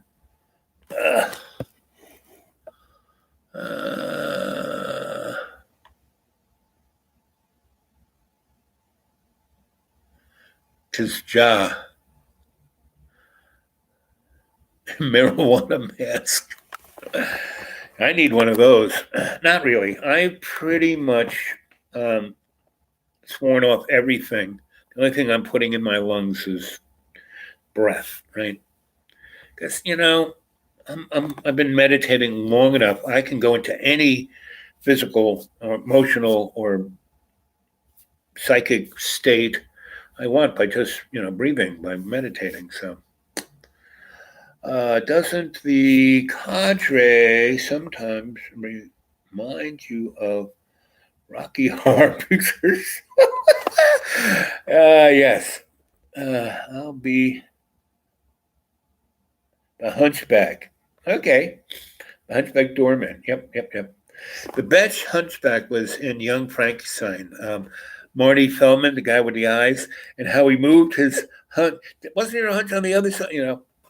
That was one of the most brilliant movies. Young Frankenstein. Really, I mean, everything that Mel Brooks does is, Blazing Saddles. I think that movie did more for human consciousness than any. The scene where they're having, I love the scene where Mungo just pawned in existential game of, and Mungo gets pissed off and punches the horse and it falls over. I mean, it's just, and where they're having the big fight in the saloon scene and it breaks through into a Busby Berkeley, because the camera pulls back and you realize they're on a sound stage.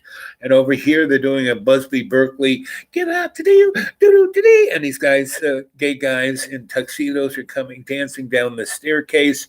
And the cowboys mix it up with that. And then it breaks into World War I scene and the Germans with the pointy hat. I mean, it's just off the hook.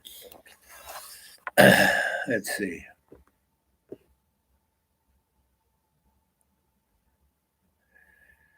New Texas candles. Yes, I need a prayer cloth. I used to work in this. I had a friend who worked at the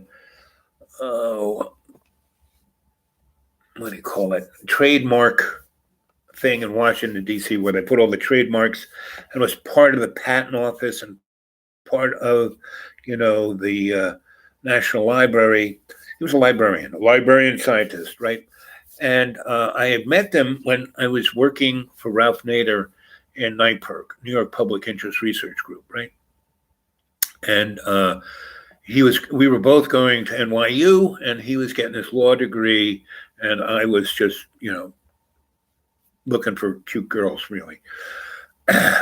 And cute girls and really good professors, who could, play with my brain, right? And I wasn't matriculating, I just hanging out there, And I, whatever really good class was, I'd go there and indefinitely, really hard, really good professor, and wasn't really super famous, meaning where people go, oh, I studied with la, right? No, but people who were really doing some interesting work. Their books were interesting, and I'd read their book and go, where do these guys? Oh, look, NYU. So that was my place to hang out because I lived on Mulberry Street, just around the corner. I was living with Holly in the Timeless rent-controlled apartment. It was like for hobbits. It was like a hobbit house off of Mulberry, between Mulberry and Sixth Avenue. Anyway, I digress. So I would, read a book and go, oh, look, they're teaching here. I'm going to go check that guy out or that gal out. And I go to the class, and there'd be, 10 to 30 people. It'd be kind of in a lecture hall. They had these mini lecture halls. They weren't quite classrooms. Classrooms were like for the classes that you need lecture hall had blackboards, but were more like for the rudimentary stuff. Lecture halls were for more the people who were really interesting and wanted to walk amongst the students. And then they had really big lecture halls where you could fit a few hundred people in. But they had these little ones. So I would go to those classes and just sit in because you could. You didn't, disturb anything. It's just like the chat is just like that. It's like, this is like a lecture hall. You can see, anybody can come and join the chat as long as you're not disruptive, and tasty treat trolls were all just, I gave them enough time to see if they could work out the neurosis and be a positive reference within our chat. But if they couldn't, see you later. Bye. So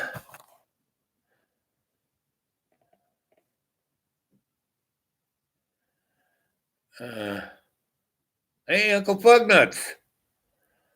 Sup, y'all? Well, we're having a nice little chat. It's Lena is learning how to be a samurai. She's got the heart of samurai. She's picking up the blade. Growing heart. Yep.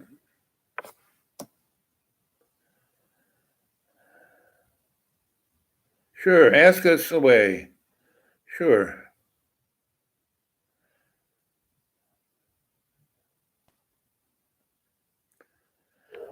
Crips Jen.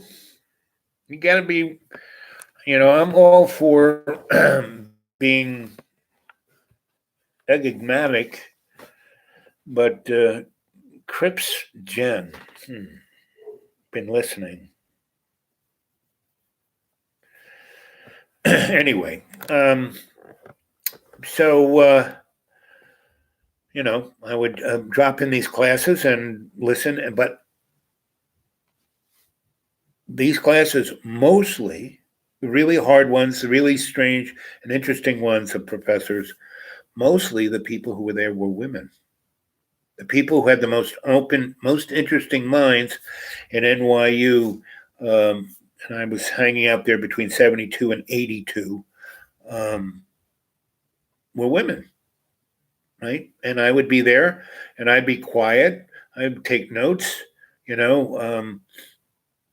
then, I would ask questions, of the professor in their, student time. And most students don't go to the professor. And I would go to all these professors to their little offices and, knock and, can I talk to you? Sure. We'd talk. And then they would say, so who are you? You're not on my list. You're not matriculating. Who are you? This is a PhD course. And the stuff you keep handing me to read is like off the wall. And I really like it.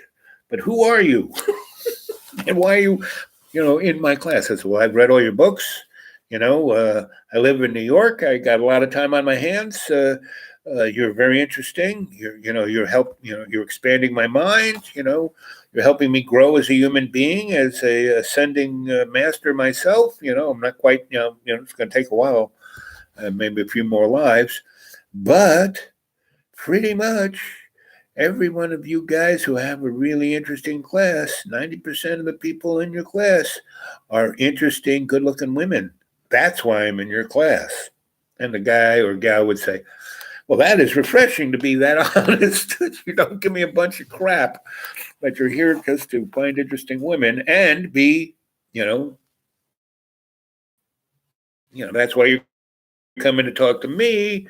Interested in so that was the best. Some of the best time in universities was at NYU and at the New School because they were kind of connected. And the art school that was nearby too, I used to go hang out at.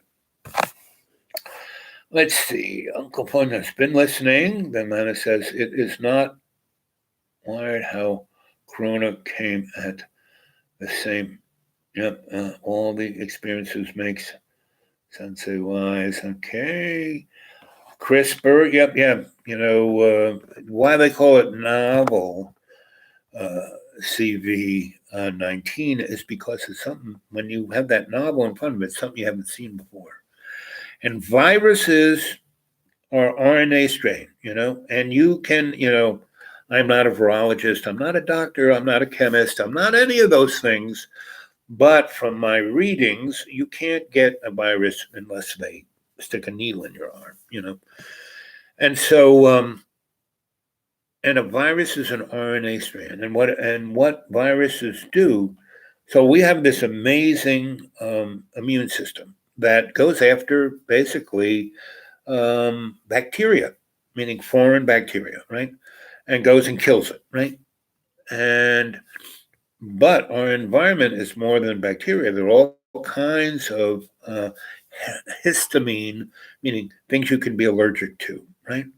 And then the next step of histamine response is when you have a chimera. What's it called? It's the thing that causes your adrenaline to shoot up, right? I'm not pronouncing, but it's not chimera, but it's kind of like, but it's what it is your body is having basically an allergic to response to a poison, a chemical poison. And because that poison is a chemical and not a bacteria that is alive, that has a cell that can be attacked, the only way it can get gotten rid of out of your body is through a virus. And so the virus is like the scrubbing bubbles of your body to go after poisonous chemicals. And that's what a virus is, to my understanding. Any of you virologists, PhD folk who are listening or on the chat, or, if I'm wrong, tell me I'm wrong, because I don't know anything. Don't believe a word I say. Dr. Paul Bartello talks about the depths of molecular biology as, Yep. Yep.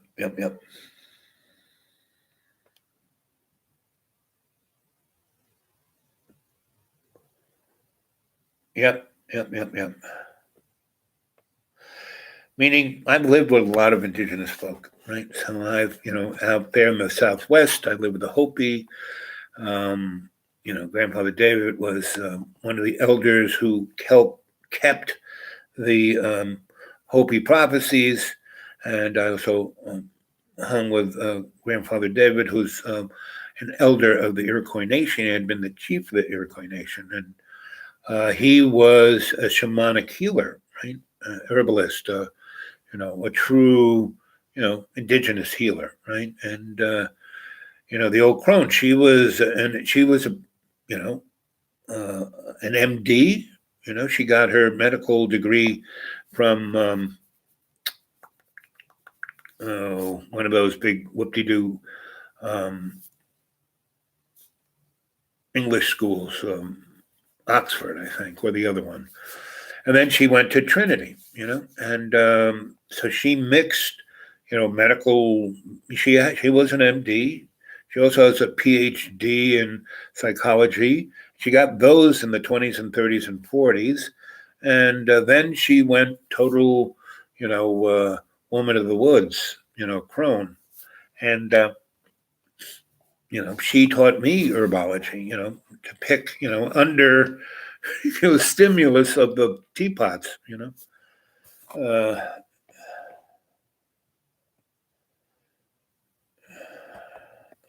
produced act as a solvent, right? Scrubbing bubbles, right, of the immune system. can't catch them except by injection. Yep. Yep. And Dr. Maverick, Sydney, New York, as you says, like altitude sickness. Yes. So I know some Air Force doctors, and I called them up, and they said the same thing, right? Because that's what, they're, that whole medical thing is, the effect of altitude on the human body, right? Yeah, purification can kill you. Yep, this is true. And the other thing is, so I spent a long time being a demographer, and my first class in statistics, the guy said, I'm going to teach you kids how to lie with numbers. And, we learned how to make, write the platform for doing a census, to see what people think about this, that, or the other thing. And how you know, call it. And so all these people who are dying, so they die of a heart attack, but they don't put it on the death certificate that they died of a heart attack. They died of, novel 19, caused the heart attack, or, caused the seizure, or caused the whatever, right? And that's how you're getting such. Because what was interesting, before I started this, I went and Googled how many people died in New York per day in 2018, right? And it wouldn't tell me. It told me all these other facts about, people dying of suicide, people dying of car crashes, of people dying of overdose, but they wouldn't say, statistically, how many people died a day on the average in New York City in 2000. It wouldn't say. Period. Wouldn't, gave me every other kind of bull but that. And it kept coming back, it kept kicking me into the novel 19 zone, right? And so,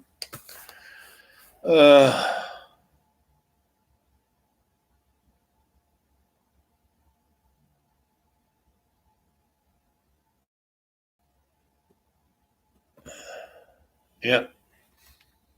Now, the thing that I think this is really about, if you go listen to Richie from Boston, he's all about, this is martial law, and they're going to force, and you go look at the lady with the scarf at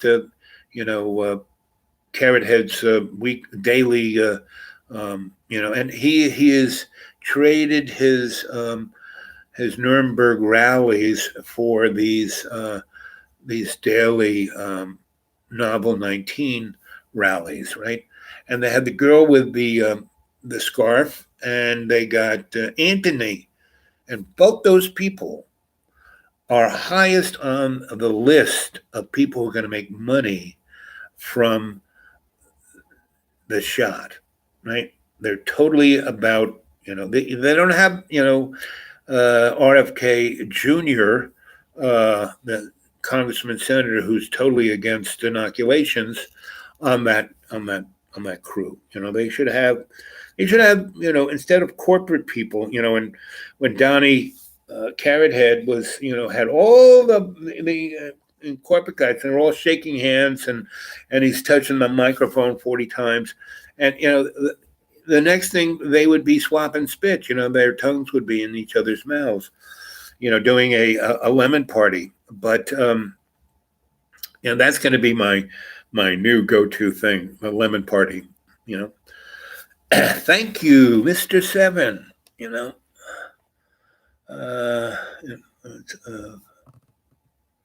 Gee, and it's interesting. All these schools are closed, and they are. I've seen that they're going big time, putting 5Gs in all the closed schools. So when the kids do go back, they're going to be in a microwave oven. So Richie from Boston is really totally down on, they're going to take us, they already have. the thing, but when you live in an illusion, the only way you can be had is by allowing yourself to believe the illusion. When you realize love's co-creation is the only truth there is, you know what I'm saying? The thing is, and you can even get you know, so my sensei, right, when I lived in Putney, Vermont, and I was studying, we went to study Japanese herbology and healing and acupuncture from this Shinto priest. My boss at the VA in Brooklyn sent me to study with this guy because I was, when I was just a bedpan guy when I was working there. And the head guy, the colonel, he was about 70 years old. He had he had been in every theater of this, and he was a surgeon, and he was amazing. And he was running Fort Hamilton in Brooklyn. And, he walked into the ward I was in one day. I was wearing a cowboy hat and mirrored sunglasses and no shirt but a leather vest. I looked more like, the guys who sang YMCA. And he came in and said, Al, yes, doctor. Yes, colonel. Yes, yeah. What should I, sir? Yes. Mm-hmm. And he goes, I've been watching you. And you're going to be my protege. And this guy's a surgeon and he's running the hospital. I'm going to be his protege. I said, excuse me, but I'm a freak. What are you talking about? And he goes, that's what I'm looking for. I'm looking for a guy who's totally outside the box. And you're the most outside the box guy I've ever seen in my life. Yeah, I've been watching you. And, I've studied with great masters and I've learned how to see people. And you're the most honest, true, real thing I've seen in a long time. So I am sending, because I was working there, because when my draft board finally caught up with me after I never burnt my draft card. I never broke the law, but they could never find me. Where is that guy? Oh, he was just here. I don't know where he's, So they finally caught up to me after about 3 years of me hiding in plain sight. And I went down to where the place was, and I came in with my little letter and said I'm supposed to see this guy, and I went in that guy's office. He sat down and he had a file on me like that high, because I'd already been working in all kinds of anti-war things and working. I had, through my union, I worked for the Boys Athletic League, which after all the riots in New York and Newark, and they got the kids out of the city and put them up there in Bear Mountain. And I worked at camps that did that. I was the art counselor, the theater guy, led the songs, Anyway, so so I had quite a file, and he goes, listen, we don't think we can trust you with a gun. So how'd you like to be a conscientious objector? I said, sign me up. Now, if you got drafted, you put in 2 years, including your basic training, 2 years. That's it, right? So you were like in Vietnam for 18 months, give or take. And this, I was signed up for 6 years. I had to work, so I said, sure, sign me up. So they signed me up, and they first sent me down south, and I worked at Vista, and I made too much trouble. I was trying to teach kids how to think. Ooh, they didn't, poor black kids in tenement farms to think. No, they don't want them. Sent back to New York. They sent me to Fort Hamilton. I was a bedpan guy, and that's where the colonel came in and said, you're going to be my protege. And he sent me for almost 2 years to all different kinds of alternative medicine folk, and went to this farm in Putney, Vermont, where I was studying, Japanese Shinto medicine, right? And we were we arrived the same time he did to this broken up farm, and first we had to fix it up, and I was the perfect guy. I was Mr. Fix Up. I wired the place, I fixed everything up, and I was very respectful of the sensei. There were a lot of people there who were doctors who came to study with this guy, and they kind of blew him off. And anyway, I went to that whole thing to tell you about sensei was one of the things so he taught me how to meditate, how to go into state, how to see my Akashic record, the whole 9 yards, because he said, you can't heal anybody unless you can read them, see them. And you can't do that unless you go past the illusion into who they really are. And so he taught me how to do that. And so he would have these lessons, and so we lived a very Shinto priest aesthetic life on this farm. We grew our own food. We weren't wearing the robes because we weren't entitled to wear the robes. We wore our own clothes, but we were living the life of an adept. Now, a lot of those doctors who thought they were high and mighty, they didn't last a week or two. So we started out with almost 20 people, and within 3 weeks, we were down to about 12, right? 6 guys, 6 girls. And these folks were serious about, serving, that higher self. And so we, like I said, we lived a very aesthetic life, of meditation, so we had to learn, we learned all these things.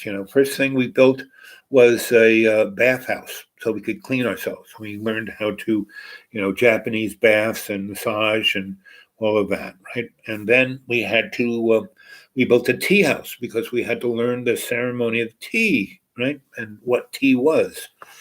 And then we built a hambu, which is the classroom and the temple, right? It's one of the same. And one of the things we learned in the classroom was Aikido and Jiu-Jitsu. And because those were 2 arts, and Tai Chi and Qigong, right? Because those were all energy martial arts, right? Not violent, physical, like karate.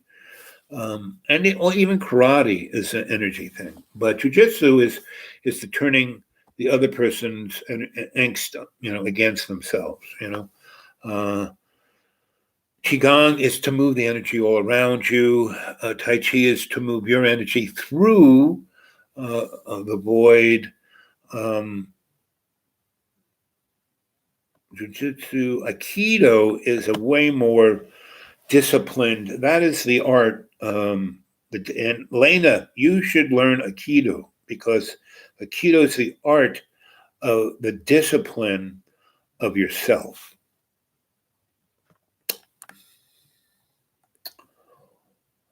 Boo, boo, boo, boo, boo. But get the RF off the Chad boy. Yep.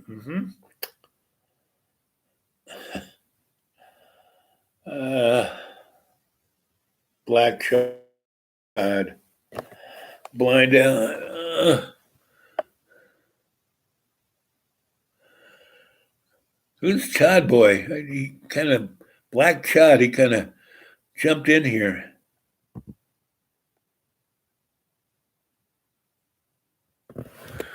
I got to go back and see what you guys have been saying. I've been lost in my own storyline. Come on.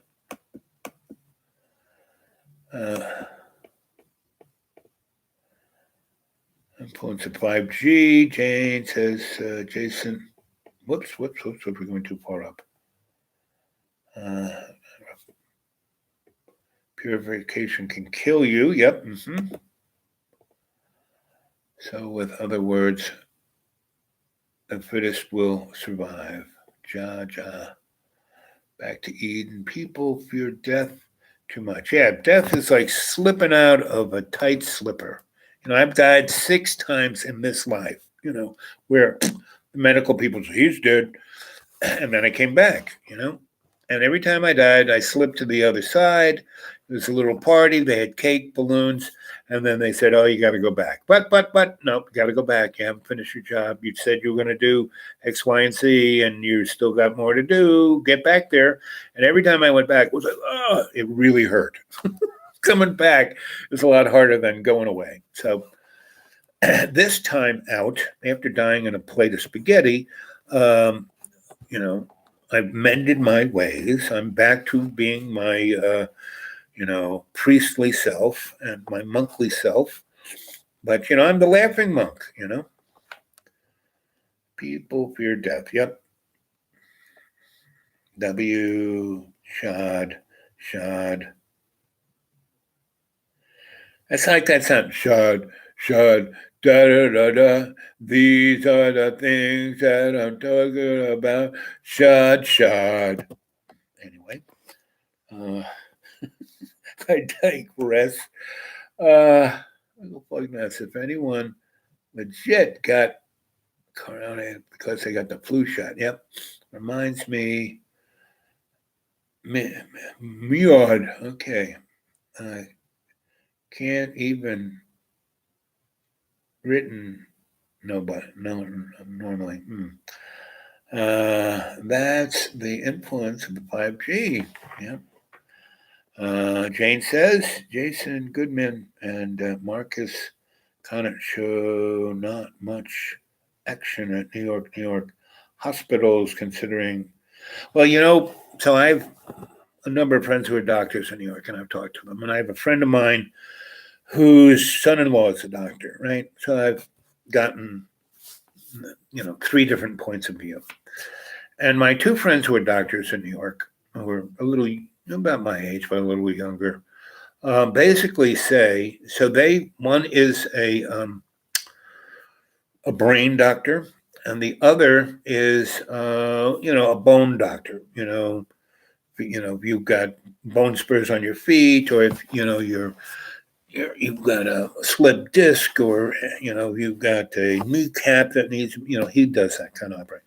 Well, basically he and all his crew, they have been furloughed because they don't want to do operations like that in this time. So that's why a lot of hospitals are empty, and that's also why this is going to cave in our medical system, because our medical system is built on making money at doing these operations. These operations, they make hundreds of thousands of dollars per operation, right? The insurance pays for it, the government pays for it, but now they're not doing any of that. And so my 2 doctor friends who are furloughed, and so what's interesting, they were furloughed early in January. And so they went to, but this is before anybody was really talking about it. But one of these guys was on a study group that was part of the guys who did the protocol for the event 201, the thing that Billy Boy and all those folks who like vaccines put on a showcase of what it could happen, and that was in January, or actually October. And this is following. It was like the script. They said, "Okay, here's the script," and they handed it, and this is what's going on. And he was, he wasn't part of the thing per se. He was put forth a number of protocols from his experience in the hospital he worked at, because he was high up in that crew's thing. So he got paid a lot of money to sit down and write something out about what would happen during this time. And he handed it over to those guys at Johns Hopkins, and they used it to build their little event 201. And right around Christmas time, he was told,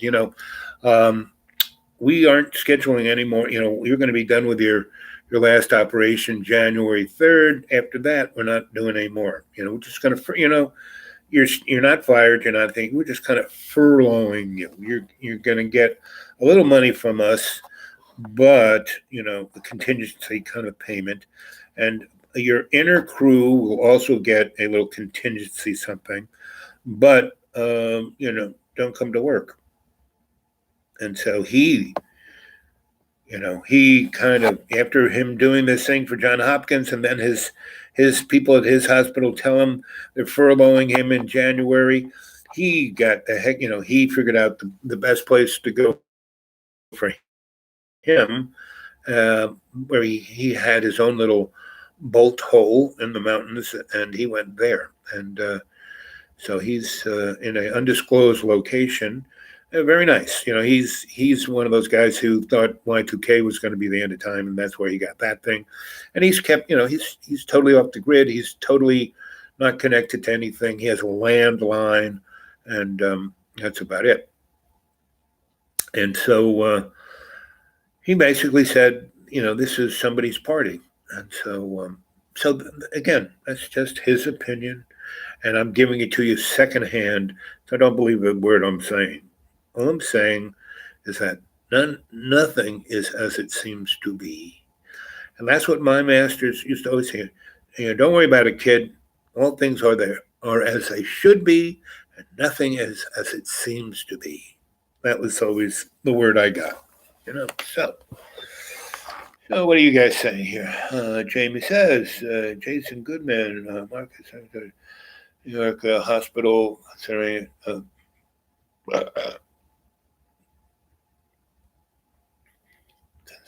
pandemic. Yep. Let's see, 10 steps forward, 5 steps back.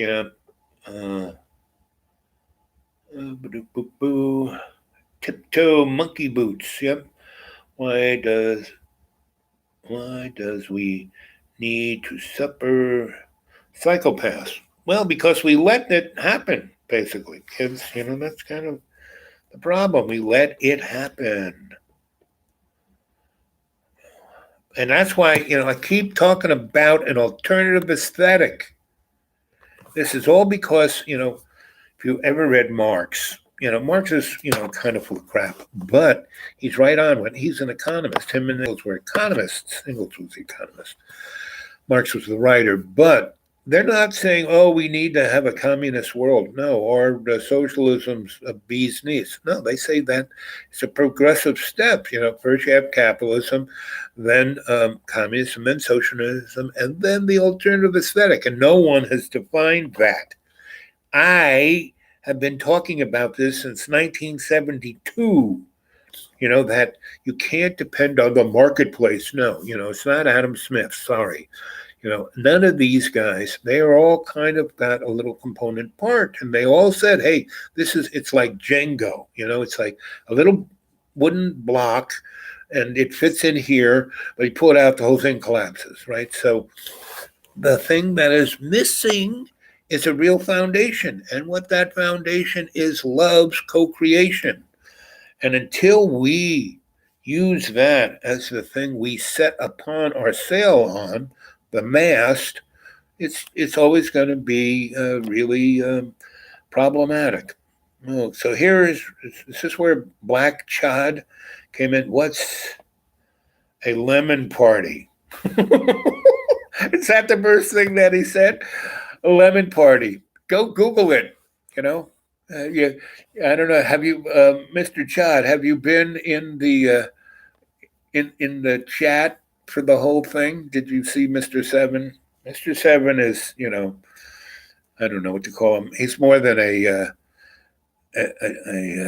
troll, but he's one of these guys who tries to, BS the show off the tracks. So that's why he's not here anymore.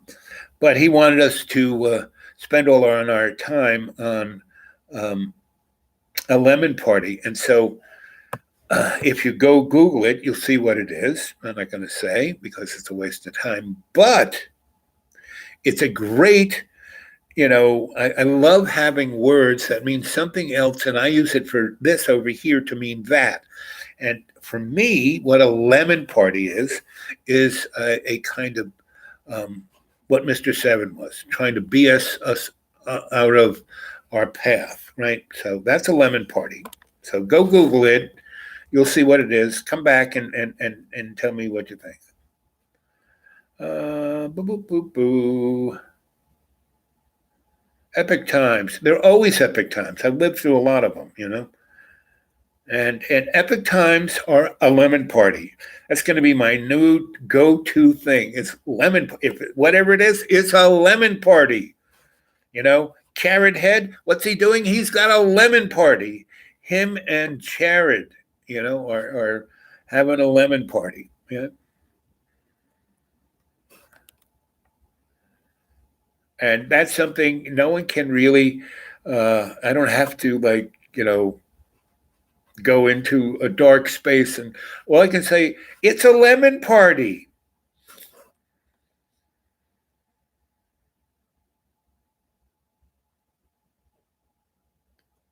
Like they're getting ready for something. Yep.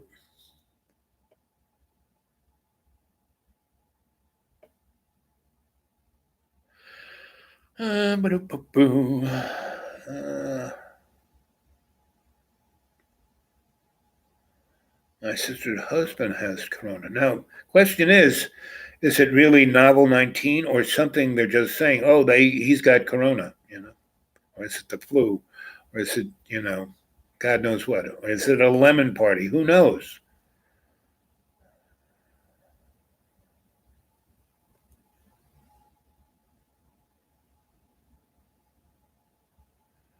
It's Wati.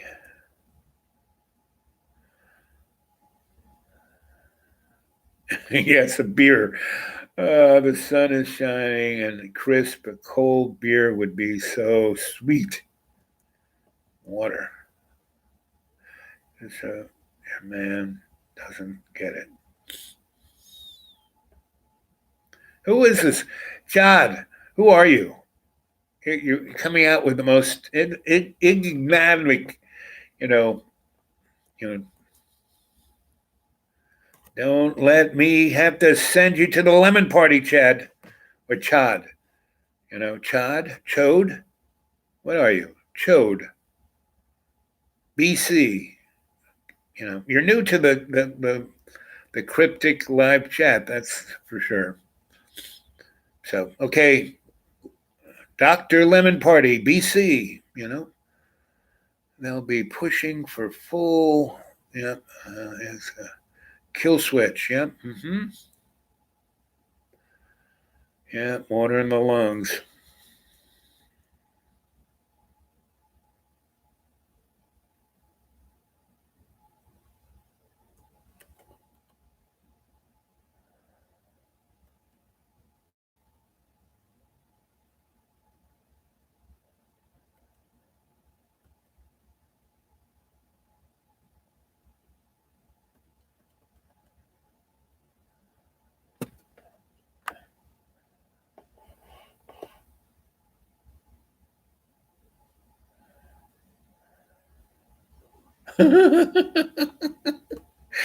Buddy, you're so funny.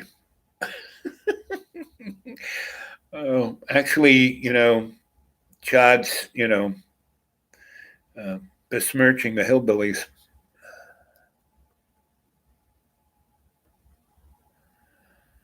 Uh,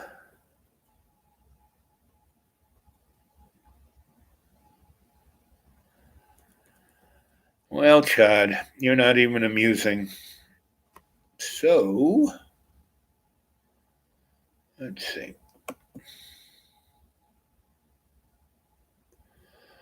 Boo, boo, boo.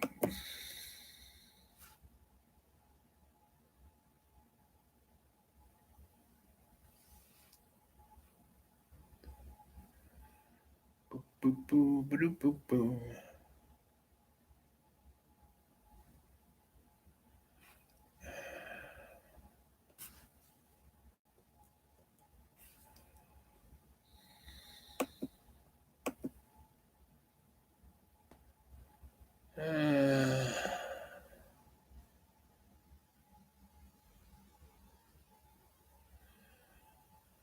I just deleted Black Chad. That's two in one show. It's like, you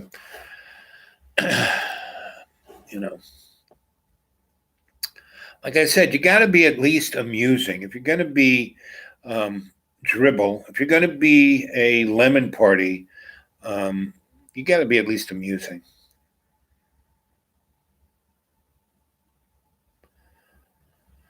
Uh, boop, boop, boop, boop.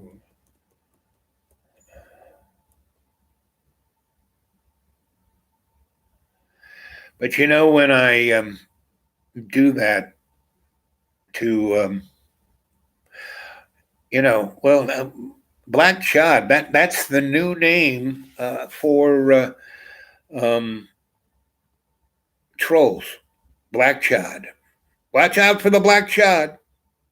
Whereas lemon parties are more ephemeral, right?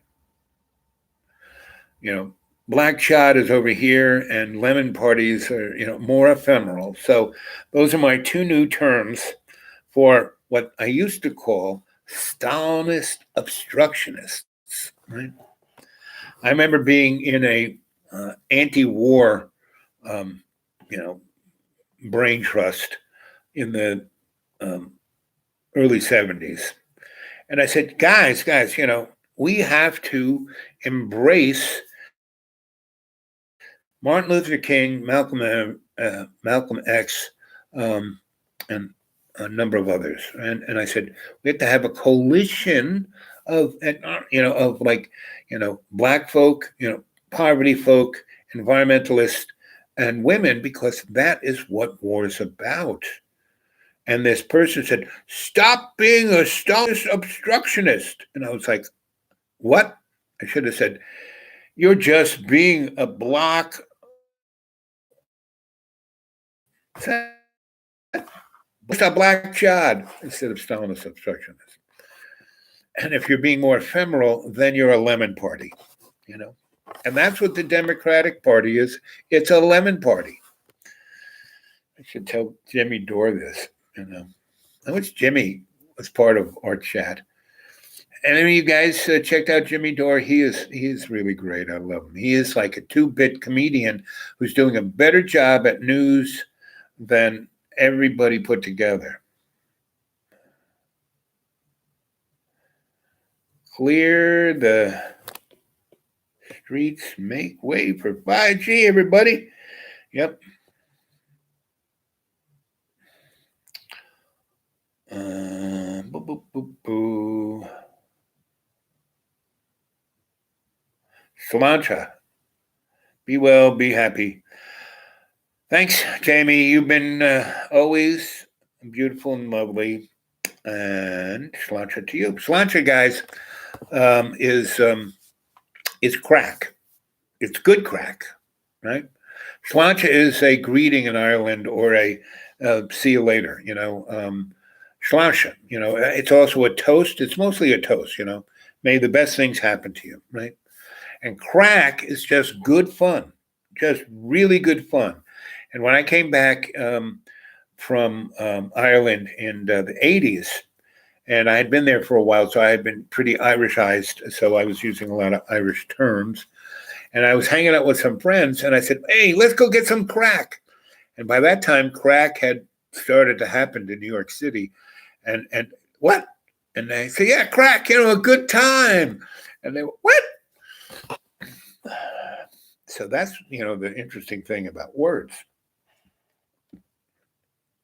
And see, did you know that Black people thought that they are safe because of melanin?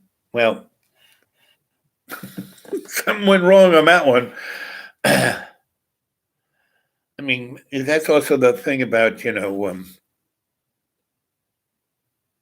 sickle cell was, Black people, you've got sickle cell getting malaria, that was the Black folks' genetic. They were changing enough to not get sick by malaria, but then you take that same thing and come into the white man's world and you get sickle cell. Right? It's all energetics. It's all what's in your heart, pretty much. Because dis-ease. What is dis-ease? It's the lack of ease. It's the lack of homeostasis. It's the lack of it's the imbalance of it all. For review.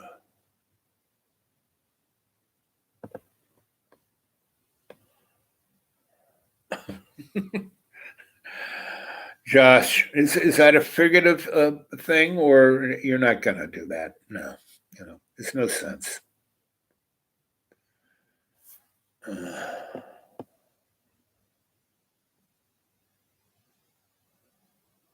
Yep.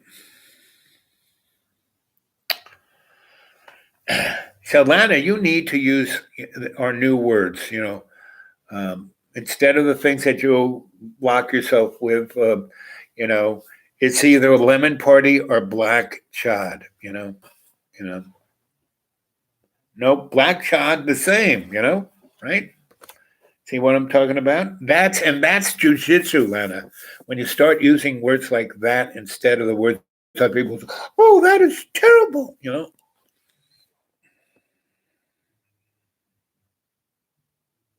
Joke. Okay. I knew you were joking, but I've had a lot of friends commit suicide, so I don't take suicide as a joke. I'm always like, hey, how you doing? You know.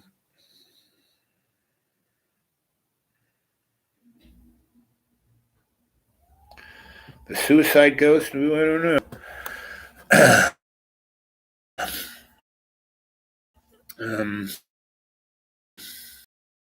Because, A, I've had a number of friends commit suicide, and I had a number of women I was involved with commit suicide. And I've seen people, like my second wife, she worked so hard, she basically killed herself, when she had a heart attack. And so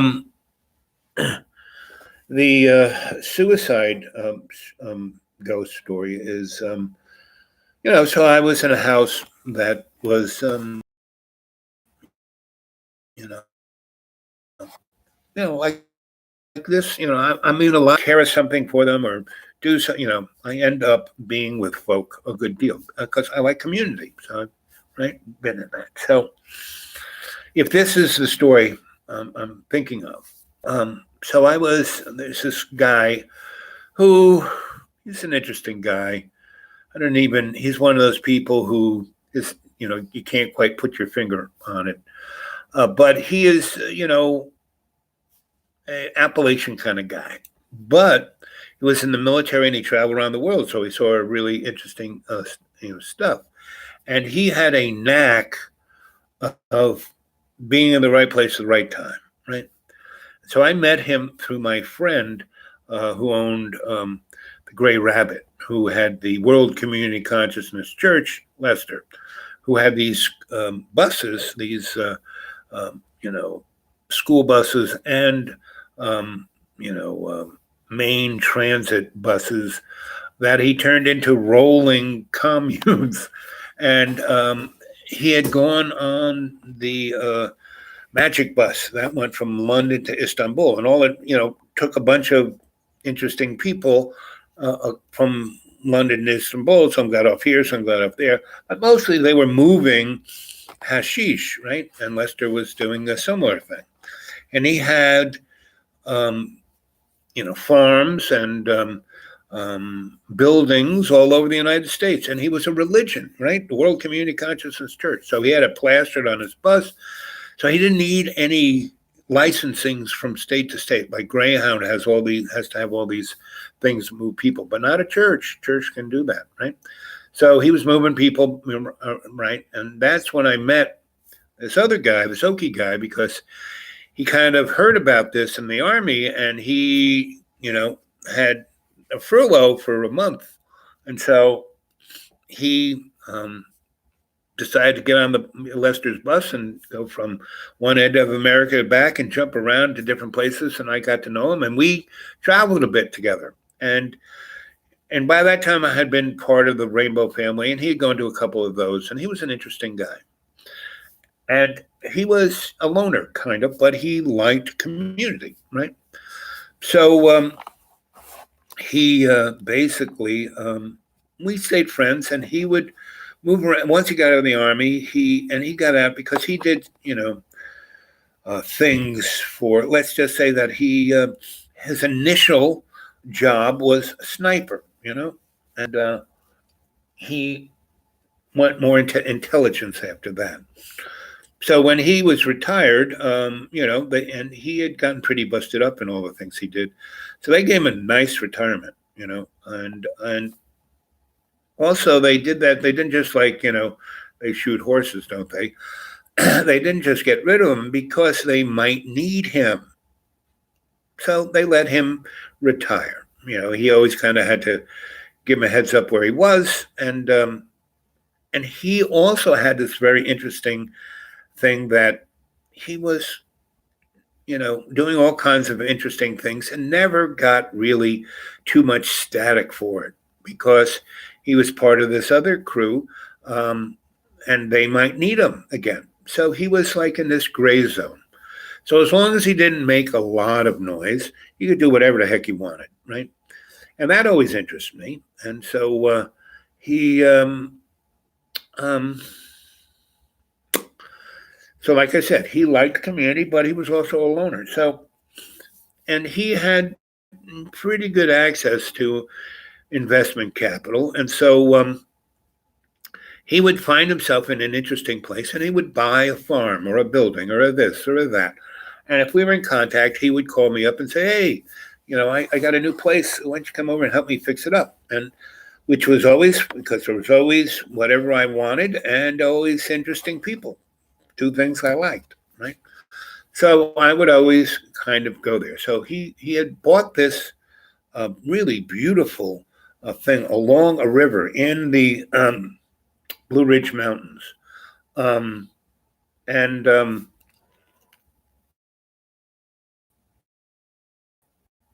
but because it was a river, it was like in a hollery valley. Not just a holler; it was a valley, but all into itself. Meaning, to get there was difficult and not easy. Um, but it wasn't that far away from the main road, right? So it was kind of near Cherokee, kind of near Georgia. It was kind of near a lot of things, a lot of water, and he was Cherokee too. So it was like part of his native lands. His one of his grandmas was a lot of Cherokee, and but he was Irish, so he had red hair. He was as Irish as you could get, and he looked like a mountain man, right? He could look like anything, really. And he and I, because we had such a long and strange relationship, and we had traveled a good deal with each other in little bits here and there, and had experiences that, we could trust each other to an extent, you know, and we were friends. And, I was as much a friend as he had because this guy did not have friends. And I knew what he was, so I didn't, I knew I could trust him to a certain point. And I knew, I had enough experience with him to know how to navigate that, right? And he was very interesting, very knowledgeable, very experienced, and he was a man of his word. So if he said he was going to do this or do that, he gave you his word. And I was always making him give me his word. So, it was a good relationship. And so we had a good level of trust. So he bought this really amazing place, and he brought me to it.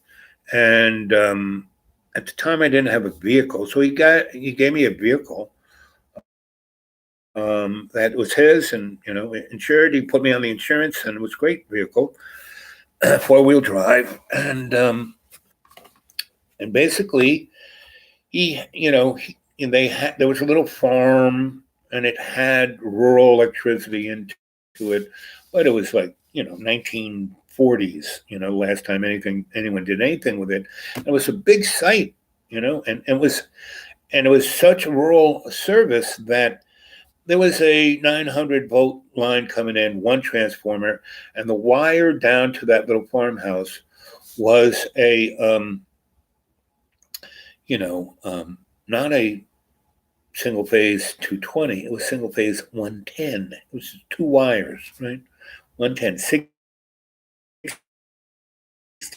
amps. That was it. I basically put on my spurs and climbed up that pole, changed the taps of the transformer,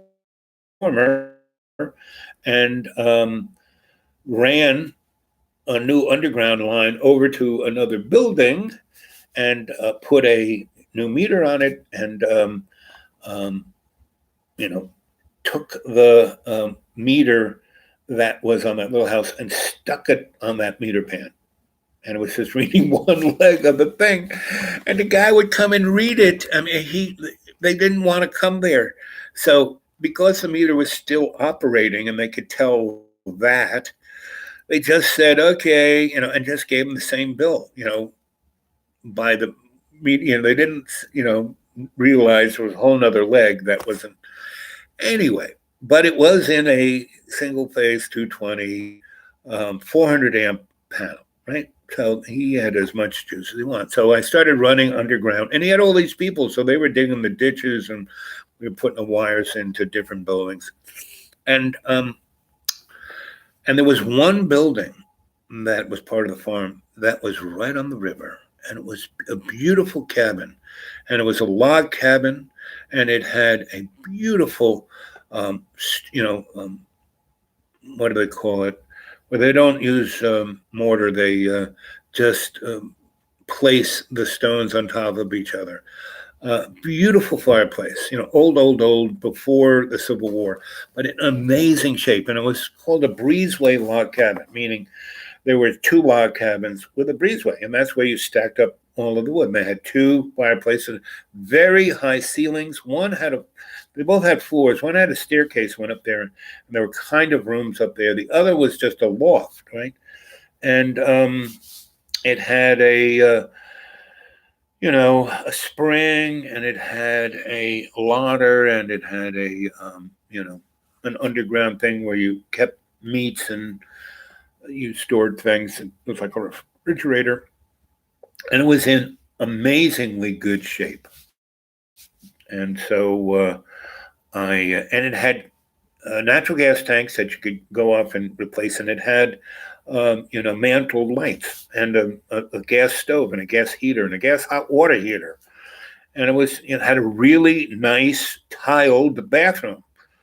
So, but it was way out there, and he took me there, and he goes, "This is my hideaway, but this can be your place." And that's why he gave me a vehicle, because I needed a vehicle just to come from the main house to get to that place. It was right on the river, beautiful, beautiful river, and it had a beautiful beach and trees. It was just amazing. But why no one wanted to live in that thing? That thing was haunted like you couldn't believe. And if you were there, you had these really dark thoughts. And so I don't get dark thoughts. And so this stuff would affect me.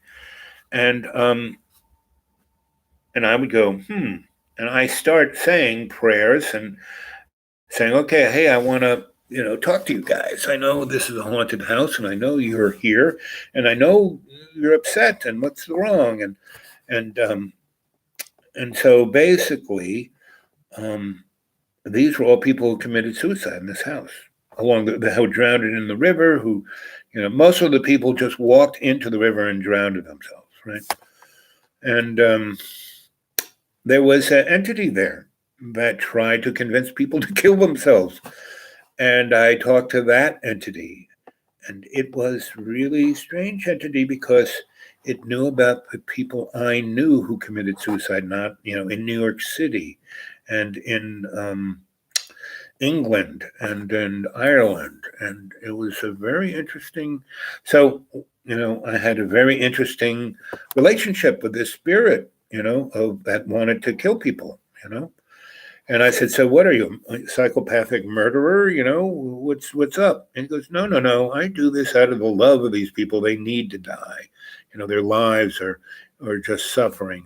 And he showed me what he was doing. And it wasn't a he either. It wasn't a she. It was this elder entity of old space. And so that's one of the things that really made me more sensitive to people who talk about suicide. And when I was studying, and this was way before I really got into being a shrink, that I went to shrinky school, and I met this guy when I knew Lester in the mid early 70s, 74, 75, 76, and this is when I knew this guy. And then this is when I was at that house. And I don't think that's the story that that guy wanted to talk about. because I tell so many stories, and there are a lot of parallels in these stories. So, I've dealt with a lot of suicide, and I've dealt with spiritual side of suicide and the paranormal part of suicide, and I've studied it pretty deeply in a scholarly sense. And that was one of the ways to be able to go into these more esoteric mystery school Kabbalah kind of motifs. Um, you have to purify yourself so you don't get drawn into somebody's hole. And let's see.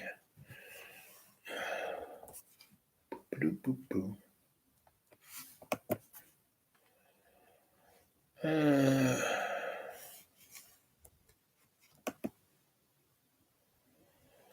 uh,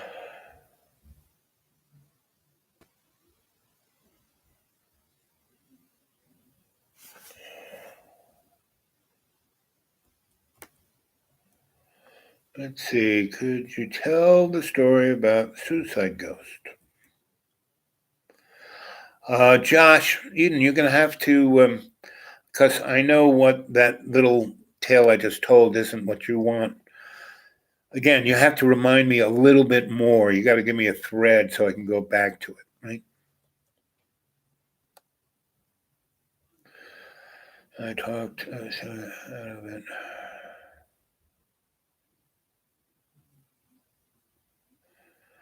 Yeah, I did that too. I actually trained folk to do 911 um, operators.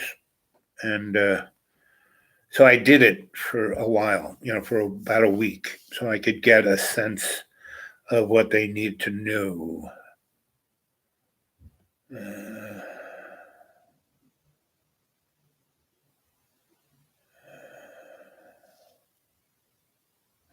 ooh, that's really. I had a teacher in high school whose his father was a scholar at Brown University, and he wasn't he had nothing to do. And the FBI walked into Brown and said, "That guy, he's a communist. Fire him, blackball him." And he couldn't publish. He couldn't do anything. And so he was a war hero in World War II, and he was one of those guys who survived, you know, the Jap. He kept going beach. He was a Marine. He kept, invading the Japanese beaches, and that was the worst death toll. And he survived that. He had all these medals, and then he came in because he was writing histories of all of that, and the government at that time didn't want people to know the horrors, the economic strife, all of that. He was just a scholar, and he got, And my teacher, when he was 16 in high school in the 1950s, he came home and found his dad's brains splattered all over the ceiling of the living room.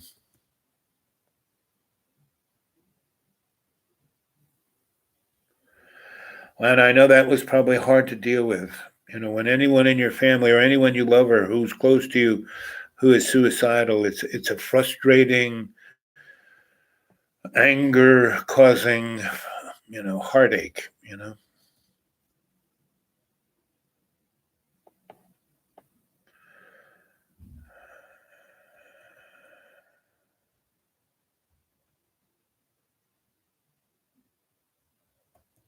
Yep. And all I can say is, what you're telling us here, Lana, makes me love you more. And that's why you got to really get to be that Japanese first ninja. You are a ninja. You're a ninja at heart. You're made of steel, and you just need to learn how to bend and not break. I don't gossip. I think it's like one of the worst things humans do. It's very hurtful, very painful, very ugly.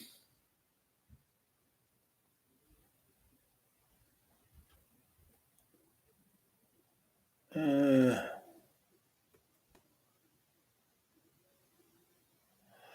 Joss, yeah. And then do I have Instagram? Into I hated it. Yeah, I don't do really any social media. I mean, this is about it. YouTube and Gmail is about it for me. You out of here, Atlanta? Godspeed. I love you, baby. Remember, Ninja.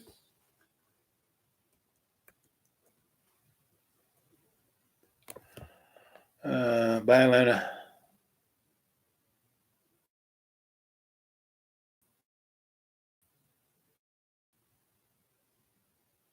Yes.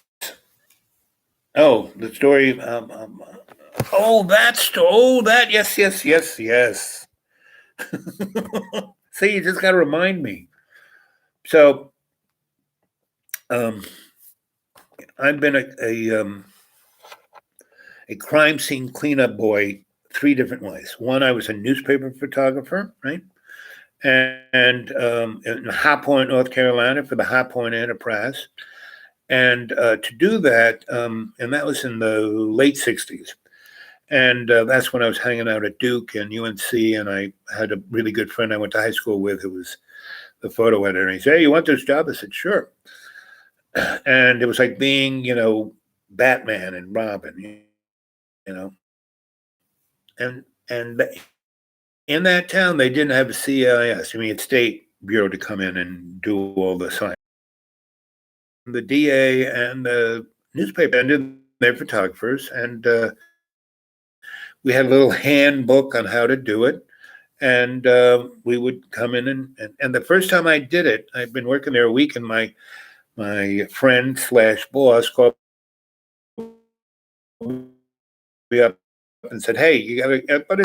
So I showed up, and I was like in shorts and a t-shirt and flip flops, and I was looking for Sergeant So, and I said, "Are you Sergeant?" "Yep." And he looked at me. He says, "Oh, you're the new guy." I said, "Yep." And he goes, "Send my car over there. Trunk's open. Just pop it, and you'll find some waiters in there." And the only waiters I knew were guys who had trays. And so I go in there, and there's the only thing, and there's this box of these, wait, I didn't know what waiters were, but they're like long boots that go up to your chest, and these were white. And I get the box, and I said, "Is this what you're talking about?" I said, "Yep, put those on. Take off your flip flops, and if they're like just pants, put them on the boots, right?" I go in there, and so he walks me in there, and I have a large format camera. Before, we got Nikons.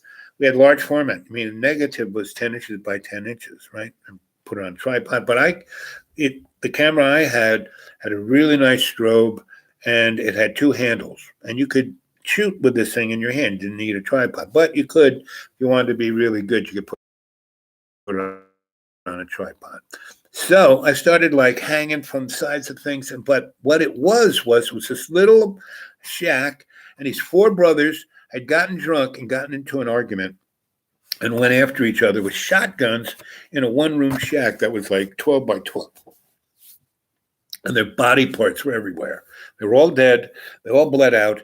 Arms and legs and heads were all over, half heads.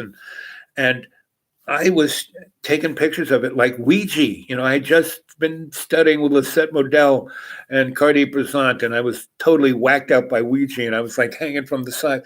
And guys, hey, no. He said, "Come here. Have you ever shot a crime scene?" I said, "No, that's the first one. It's cool. It's really." He was just shaking his head. He goes, "No. There's a way of doing this." And he hands me this little box, like suitcase. I open it up, and there are all these metal numbers, right? And there's from 1 to 20, and there's like 10 of each number, right? And so I have to each thing that you're going to put in the frame, you put the numbers around it, and this shot, the first shot, right? You put one here, one here, one here, one here, and then take a picture from each of those directions, right? And then you go around and do the whole place that way.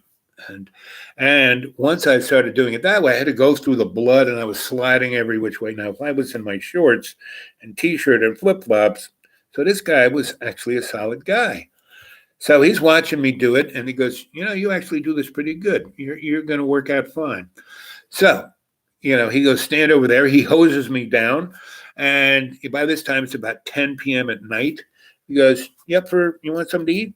I said, sure. So he takes me over to the Pink Teacup, which was this black, home food place in the black side of town. And, we have pie and coffee, right? Pie and ice cream, apple pie and ice cream, cherry pie. And I have like 5 slices of pie and ice cream because so did Sarge. And I call him Sarge, right? And so he goes, you're going to be fine. You're a nice kid. I like you. You're good. You just do what I tell you to do and you'll be fine. And he goes, you got any issues with anybody, come see me. And the lady who owned the PT, she goes, Sarge, he is the man. He's my brother from another mother. And he starts to laugh, right? And this is like I said, late 1960s. Jim Crow was a big thing, but everyone in this town got along. Anyway, so that was my, cleanup crew number 1. Cleanup crew number 2 is earlier on, I worked for this guy in the South Bronx, where if there was a fire, we would show up right after the fire, and me being an electrician, I would disconnect the electrics so no one would get electrocuted. And then we would board the place up with plywood, and that would protect it. And we put one door and put a hasp and a lock so the insurance guy could come in and the inspectors could come in and all of that and do that. But after the fire was put out, we would come. And there were riots up there in the South Bronx. And so we would show up and the riots were still going. And we would be boarding up things and I'd be disconnecting the electric services. And anything, gets close to a point where I might go viral. So anyway, we're doing that. I'm disconnecting electrics. I'm making it safe and putting plywood up over the windows and putting the door so people can get in before the looters took everything out. Right? And so the cops were actually the guys who started the fire to shush, the looters out in the front of the store, not the back, the warehouse part. And the cops were cleaning the warehouse out. And I was back there disconnecting electrics. And I was just watching the cops, it's just like, and this one cop came over and he had a TV and he said, you want a TV? And I said, no, officer, it's all yours. It's okay. He said, you got a problem with this? I said, it's America. He said, that's right. And he went on, right? I can deal with police pretty well. But the third cleanup crew was the one Eden's talking about. And that is, I was a volunteer fireman, right? In Varna, upstate New York, the little town right next to Ithaca, right? And I was being a scholar at Cornell. And I had lived with a woman who was a rocket scientist in what was known as Businessman's Lunch. A big river goes right through Ithaca, right through Cornell and right through that part of Ithaca. And there's a neighborhood that this big river goes through, and they built the houses all around it. So your patio overlooks this amazing rushing river. And most of those houses had, the patio had little steps going down so you could jump in the water. And it was a beautiful place. And this girl had a really, really, really, really nice little bungalow right on it, right? And I won't go on and on and on about our relationship and how we broke up. But just to say, she was a rocket scientist and she was always right. And I made her laugh and made her have her more fun side until the winter came. And she was a person who could get down because of not having enough sun. So, and it was like the lesbian deadbed scenario. So, and it happened quickly from the time I met her in late spring until early fall, and winter comes in early fall in Ithaca. So I had to move to a place, and I was working for the big time electrician there, plus going to school. And I was rewiring a big factory for him and a firehouse and a hospital, because his sons were morons and screwing it up. So he paid me off the books cash, and we said, and he was a world famous guitarist. He had played for Elvis and the Beatles and everybody else, and then he came home and married his high school sweetheart and took up his dad's business. And he was just like Mike Stoll, and his dad was just like Grandpa Stoll. And so he was a real electrician, but he was a rock and roller of the 50s and 60s and played for everybody, studio. And in his basement, he had a man cave that was decked out like a 1950s, um, you know, dive, grill, black and white leather, because he took out a restaurant and put it in his basement, right? And that was his man cave. And he had all these amazing guitars on the wall signed by, John Lennon and, by Elvis and by David, you name it. He had a guitar that he had played with these bands, and these guys signed it. And they were all Gibsons and Lesters and great guitars. He probably had a, $250,000 worth of amazing guitars. And his kids didn't have a clue about who or what he did as a great artist, right? And his wife, all she cared about is that he made a lot of money, she could go shopping. And he was kind of lost, He had the biggest electric business in 3 counties. He did amazing, he made millions of dollars, had a great house. He had his man cave, but he had this 20-year period of being the amazing guitarist guy who could, he didn't have to come back. His father got sick and take over the business. And he had been an electrician as a kid up to high school, and then he learned to play guitar, and then somebody heard him play, and then that was it. For 20 years, he was on the road with all these people and had a life, amazing life. And I had that same life to a certain degree. And so, I was I was kind of like him, but a younger version. He was in his 50s. I was then in my 30s, mid to late 30s, almost 40. And so I would I would go off and do these big jobs, and I started getting kids from this orphanage, and who were like about to be thrown out, and said, "Hey, let me talk to you. You want a job? You want to make money? You want to do?" And so this guy had a building in Varna, and that's where I put the kids, and we fixed it up in apartments and trained them enough in the trades doing that to have them be my assistants on these big hard jobs. And they were quick to pick it up, not like his moron sons. My name's on the truck. Anyway, so there was this big building, and then there was a trailer park, and there was this very nice little house right on the road, main road. And so I moved into that, right? Because Gus owned all of this. And so across the street was the highway patrol barracks and this other concrete building, right? And the front of the building was facing away from the road.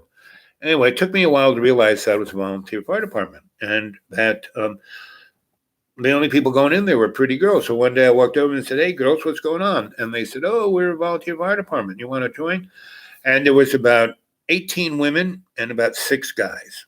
And there were 4 old guys who were part of the old fire department. And the captain of this fire department was lieutenant in the Ithaca Fire Department, which was, that was her job. She got paid for that. She was the best fire person they had, but because she was a woman, she couldn't get above being a lieutenant. But Varna was growing, and they had the 2 interstates going right there. So they needed a real serious, fire department. But it was volunteer. But she got paid her salary, being a lieutenant there, but she mostly ran that fire department. And her sidekick was her lieutenant at that fire department, who really kind of did the books and ran everything because the other girl was there. But they were all, sisters. They all loved each other. And so they were, this was a thing where all these women could really shine doing a man's thing. And we were an amazing crew. So I cruised in and said, "Hey," and I was like 30, all the rest. So there were 3 guys who were still in high school. And back in those days, New York State, if you were a high school kid and you joined a volunteer fire department, they would pay for your, um, you know, college. And these kids were going to go to Cornell because Cornell had like their veterinarian school was top in the country, but it was state run. It wasn't, Cornell was a private thing, but the veterinary school was state run. And other elements of Cornell were like that. So these kids were going to become, Cornell trained veterinarians. And you could, through going to their veterinarian school, you could go to their medical school and still get paid by this. That was these kids. They're all going to be doctors and veterinarians, right? Because they're almost the same. Yeah, most doctors aren't as good as vets. But anyway, so there I was, in this, and I lived across the street. So the girls sent me off, the captain sent me off to the state school to learn how to drive a fire truck, right? And part of that was EMT first responder, right? And so I could do lines, I could do airways, I could do a lot of things, what an emergency doctor could do. That's what I got trained up to be. I could sew people up, I could, clamp veins off, I could do a lot of things. I could put people in the pneumatic pants, right? So that was, I was the most, there was another woman there who was an emergency, surgeon, so she was numero uno, but she didn't always go on call because she's a doctor working in an emergency room, right? So I was second, but I was very well trained. And what my real job was, so we had a pumper truck, and that thing had every pneumatic tool you could think of, because our majority of things that we responded to weren't fires. The 3 years I was there, we went to one fire. It was a chicken farm, and we were driving up the hill. We were about a mile away, and the thing's ablaze. And all of a sudden, the big propane tank, they have these big propane tanks that keep the chickens warm, exploded and blew the fire out. And if we had been there, if we had gotten there 5 minutes earlier, we'd all been dead, because it obliterated the place. It was like an atomic bomb. And as we were driving up the hill, chunks of the farm are falling in the road and on top of the truck. And anyway, so we lucked out and didn't die that one. But the majority of things we responded to, there were these two interstates, 91 and something else, 87 or something else, that instead of having a clover leaf, they just went like this. And so big trucks would run over little cars. So at least five, we responded to this X 5 times a week, at least, and maybe more. And they were always catastrophic crashes. I mean, just like war zones. So a lot of blood, a lot of death. And the hospital that was in Ithaca was a trauma center of the state, And so if we could, and that X was about 15 minutes from there to that trauma center. If we could get them there and they weren't dead, that trauma center could pretty much 99% of the time save you. But we got some pretty messed up people. And there were a lot of people, burned people. We had this suit that if you were really fracking burnt up, we would stick you in it, and it was like a barometric chamber. And it would kind of take the pressure off of your skin so you wouldn't be in screaming pain. Because some pain is so bad, even morphine doesn't deaden it. And because morphine is more just a distraction. It doesn't really stop the pain. And then if you go so far into pain, that's when you can die of trauma stress.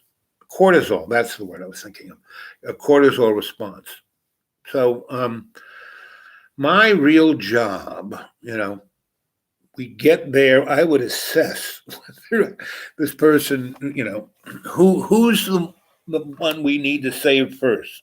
So we had this truck that had every tool, every pneumatic tool, every light, everything to physically extract you out of the vehicle. We had jaws of life. We had every kind of pneumatic tool. We had these bags that could, basically you could put this pneumatic bag, it was like Kevlar bags, filled full of air, and it was stronger. The Jaws of Life, you could just get a purchase, but this thing could take whole sides of cars and pull them apart and lift things. If somebody was under something, we could slide these, we'd dig a little hole, slide these things underneath, and could lift it up so we get the person out. So we were really well trained at extracting people, and my whole job was to deal with that person who was injured, really, and put them in a state where they weren't screaming and freaking out. Especially, you got the steering wheel column through you, and you don't you get it off, you pull it out. No, you don't do that because then you bleed to death. You have to cut it off and deliver the person with the column still in them, Oh, and things like, we saw this one guy drive his pickup truck. He wasn't watching, in the back of a flatbed that had steel, pipes, and the pipes went through him, and cored him out. Chunks of him he was still alive. So we couldn't use a reciprocating saw and cut him off. We had to we were really good and very creative because we had to deal with a lot of stuff. And my job was to keep that person from totally freaking out and just dying from freaking out. I would distract them. I get them, I give them a nice little cocktail of an IV to distract them. And that's all that stuff does, is distract you. And then we had 2 ambulances. They're called a bus. And that's like a mobile ER, right? And we had 2 of them because sometimes we had so many people we had to. But mostly I would be in the one that the person was the most screwed up, and I would be sitting with them. And we would have them telemetrically connected to the hospital, so the guys at the hospital could see their heart rate, their blood pressure, and their oxygen rate, and a whole bunch of other things, so they could be ready for them when we showed up. And I would be talking, how you doing, how you feeling, and I saw a lot of people die in that bus. So the whole dynamic of going from here to the other side, I was the last person to talk to them, right? So the other thing we did, so there was that, and there was this, kind of retirement village of, mobile homes. And we would go up there when people had heart attacks or seizures or whatever, and we would be with them, right? And so we, and those folks would lose it sometimes and commit suicide. And we would be the guys who would extract them, clean up the scene, go in there with the ME, and we're, and this is all in this part of the county. I mean, other parts, they had other fire departments, but in our little part. So car crashes and the retirement village of mobile homes. So that was our basically 2 places. And the thing Eden's talking about was, so we'd show up there. If there was a heart attack or someone was dead, we'd be called to show up to transport it to the ME. The ME would be there. We would be there. The cops would be there. And so we got to know those guys pretty well because we kept, at least 4 times a month, we would go up to, that place and collect a body or, spark somebody back to life or whatever, right? And so my captain and I were the 2 people who would go in first and assess what it was, or I would. She wasn't always there because she worked at that thing. Her buddy, who is lieutenant of our place, who kind of ran it, she too, but she didn't like that environment. She wouldn't go in, but she and I would go there.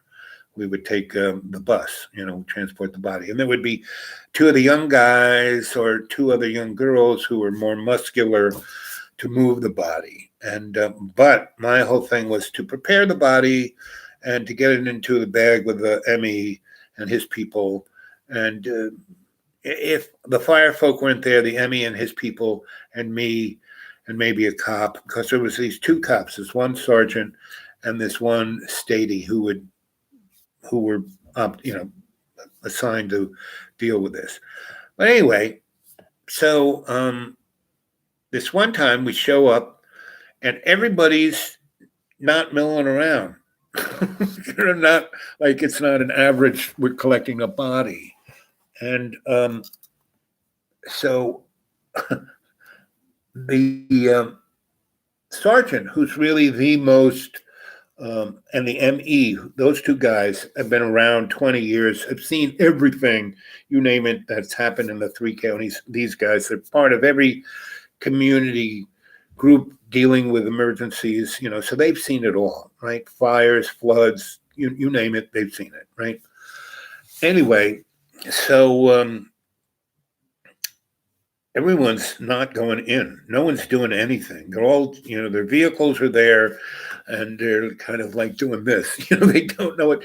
And so, my captain and I, who are both prepared, she and I are very tight. And this whole fire department is polyamorous. They weren't just lesbians. This was a party crew. These folks lived on adrenaline. And so they would party on adrenaline. And so, so Sarge, doctor, what's up? And they go, this is something none of us have seen. And Al, maybe you know about it, because I would tell them stories about, all the paranormal stuff, because they were kind of interested, and we'd sit around in their shop or our shop and drink or smoke or party, because these guys knew we were party animals, so they would come to our parties. And we were a tight-knit crew of all of those people, right? The police, the sheriff, the highway patrol, the ME, we were, and the what's name? The lawyer guy. Anyway, the magistrate. He was another person who was part of our inner circle. Anyway, the ME's there, the Sarge is there, and me and my captain, we go there in the bus, and we walk up, and we're in our bunker suits, and we also had kind of hazmat bunker suits. Bunker suit is your fireman outfit, but we had these other things that were lighter, but would protect you from chemicals, and you could wear your hazmat tank, your kitty, these tanks that you would breathe from, right? And so.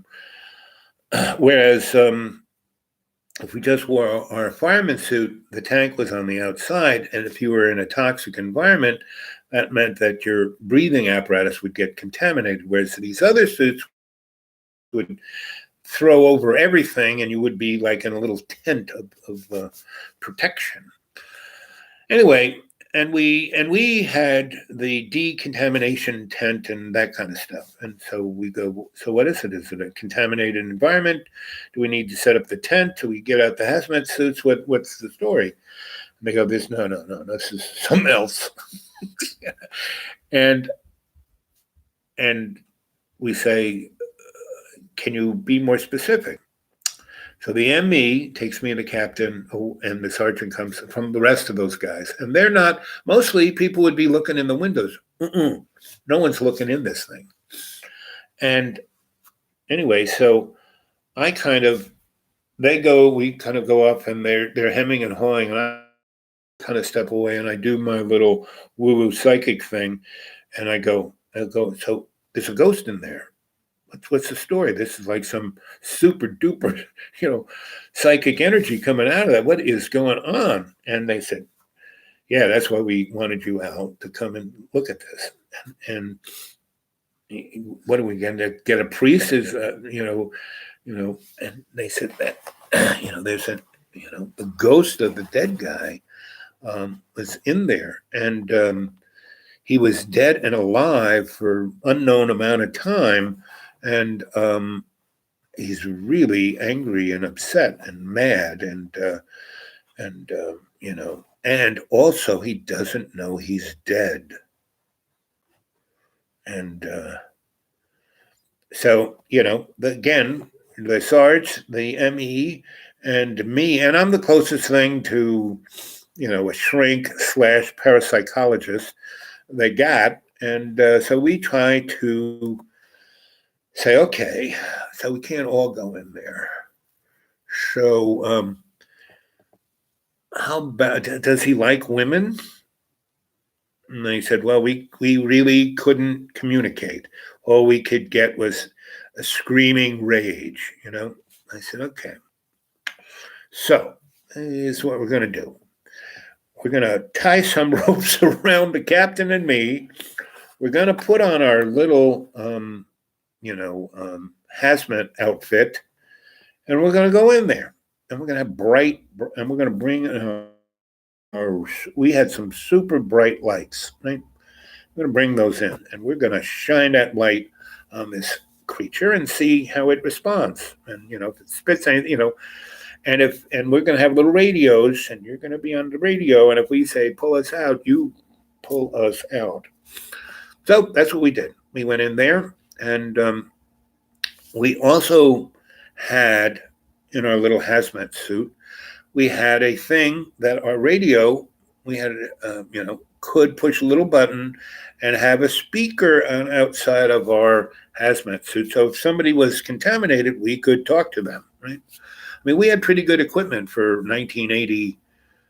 Well, this is 88. And so, and a lot of good training. We were trained to use all of this stuff really well. And we practiced. And anyway, so we go in there and we start talking to this creature and ask him his name. And he's really confused because this guy's got a bunch of personalities going on, because I think he had, they don't call it split personality anymore. It's like you have no idea who you are. It's a disorder. You can't figure out who you really are. And so, we start talking to it and say, listen, you need to just relax and let go. And what do you mean let go? And they said, if you could just relax, you could then see what's going on. What's going on? What's going on? What's going on? Because he was freaked out that his body was over there, but he was still here, because you could still see him, right? But he was, pulled in many different directions, right? And because he was obviously traumatized all through his life, it was pretty obviously he was sexually traumatized. It's pretty obviously he had experienced things in war that traumatized him.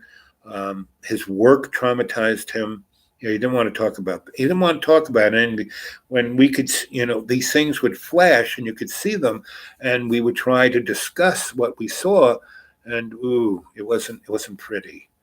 But I decided, I had we had our little medical bag, and I said, you've experienced a severe trauma, and if we put a line in your body here, we can get you back in your body. And he goes, what? And so we're going to put some medicine in your body so that you can become one again. And so do that.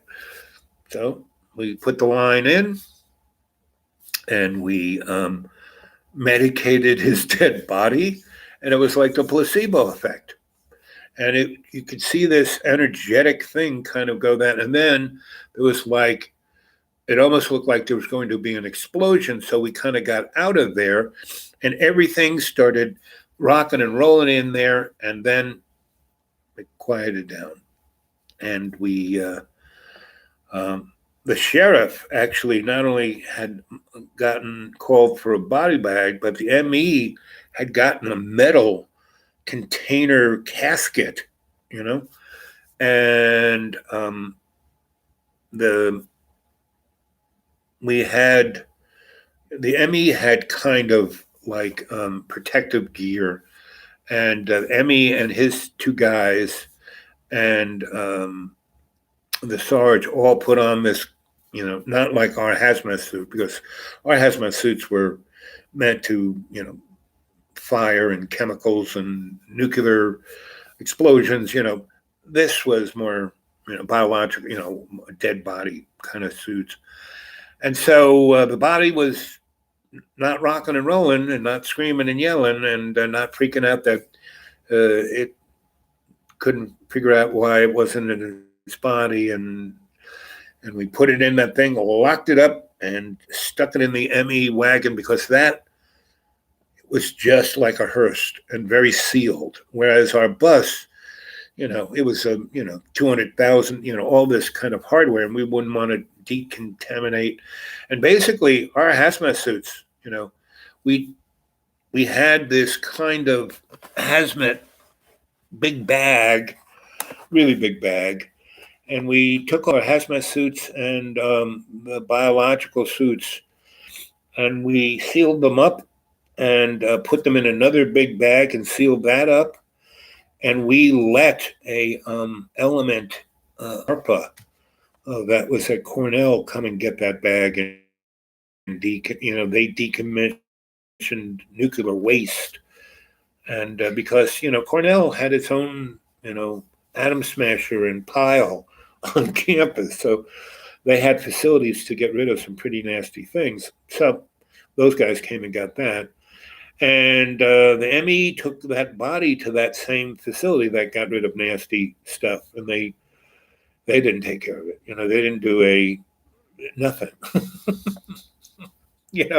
On the death certificate, the ME put heart attack, and that was that. And so that's the story that Eden wanted me to tell, right? That this guy had died and his ghost was freaking out because he didn't think he was dead. And all these other spirits were sucking off him, and was a really strange little thing. Don't really like them either. Let's see. It's not real. And I thought you left. Let's see. Let's see.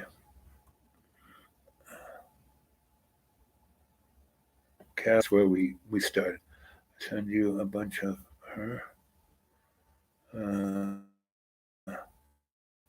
Harley. Question mark. What? Message.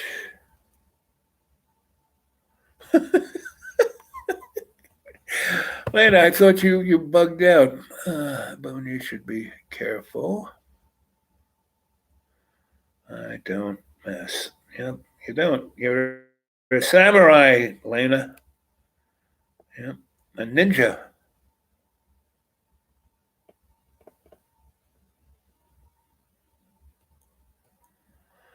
He said emojis were girly. They're just emojis. But you had fun. Yep.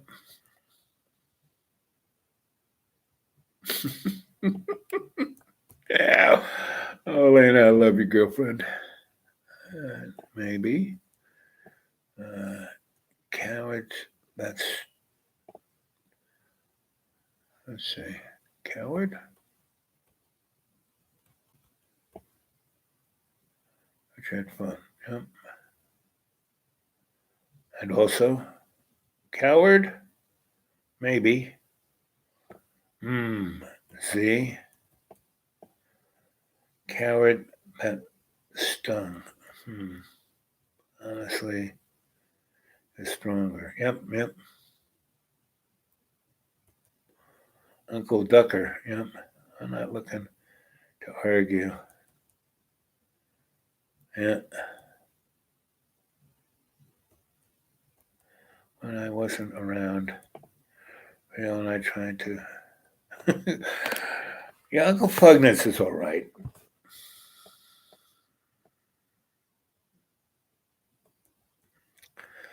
Yeah, scary stuff. I've seen a lot of scary stuff. I don't like going to horror movies. I'm not a big fan. There's enough horror around. My experiences have made me live by the 3 rules. Don't get involved unless you can have a positive exit strategy to get the innocent out of harm's way. don't get involved unless you can doctor, do no harm is number one. Number two, don't get involved unless you can have a positive exit strategy to get the innocent out of the way. And don't get involved unless you can learn something. Right? Those are the three rules that get me involved in something. We're hypocrites. Yeah, hypocrites suck. That is, we have the best legislators money can buy. And their first thing is they got to be a hypocrite. Then they got to be a liar, and then they got to be a thief, and they got to be dishonest.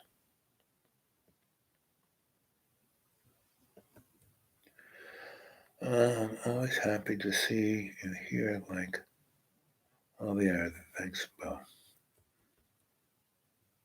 touche. Whenever I'm here, hate humanity and love humanity. That's the curse, isn't it, Lana?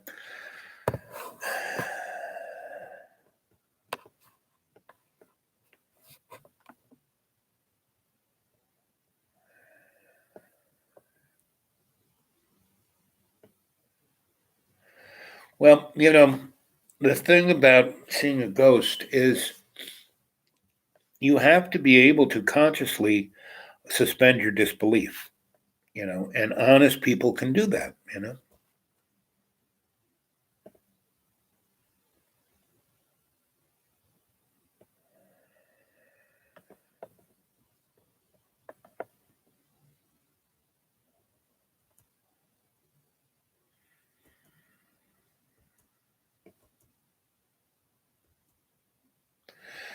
Lana, I lived in Sweden, and my spidey sense, basically, Sweden was like one big haunted house, and the other side of the coin is it was one big hypocrite house too. I was in Sweden when the government wanted to spray all of Sweden with Agent Orange to kill the birch trees, which is like the native tree of Sweden. It's the thing they cut a birch switch to go into the sauna to whip themselves, right? And they wanted to get rid of the birch trees because it was interfering with the pine trees that they were turning into IKEA furniture, right?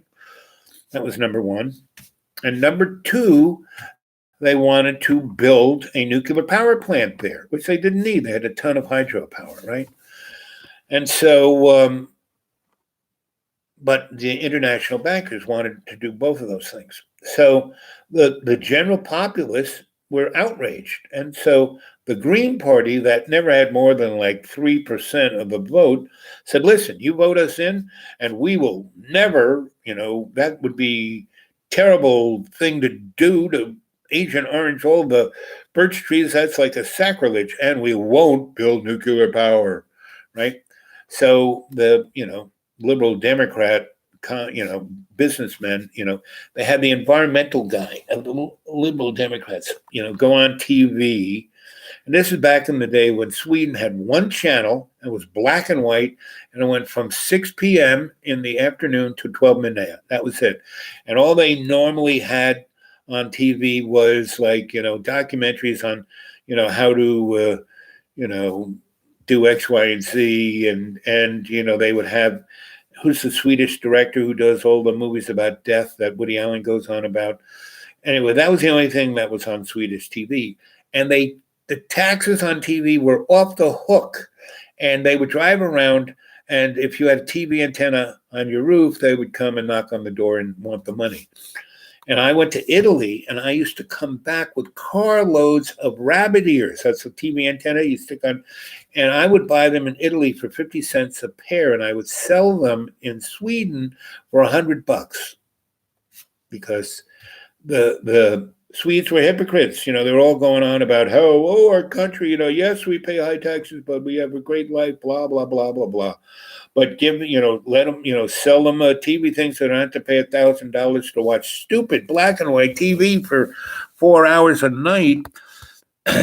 Anyway, so there I was. at my friend's house watching this debate, right? And the guy from the Liberal Democrats, who's debating the Green Party guy, is going, see this stuff? This ain't poison. And he's got a picture of it. And it's, whether it's orange Kool-Aid or God knows what it is, it's orange. And he pours it from the pitcher into the glass and knocks it back. And he keels over dead. He was an old guy, and his old white hair. It was black and white TV, but he's definitely white. And bang, and they and it's like he's dead. I mean, you couldn't have gotten any worse of what they call as an optic is that the guy drink the orange and keel over live TV right there, right? No, I'm sure he died of a heart attack. He was nervous. I said, Bob, do this. It's only orange Kool-Aid. Don't worry about it. And he died, right? And that's what I'm saying. It's like this haunted house. It was like the spirits of Sweden were like, we're going to get you. And, the guy keels over dead. So anyway, lo and behold, of course, the Green Party wins by a landslide. Like the last time they had an election, they got all three votes. This one, everyone votes for the Green Party, right? Green Party gets over. And what do these morons do? They Agent Orange all the birch trees and they build the nuclear power plant. Call that hypocrisy. I call it. And that's Sweden in a nutshell. Just my opinion now. Don't believe a word I say. Let's see. A little more.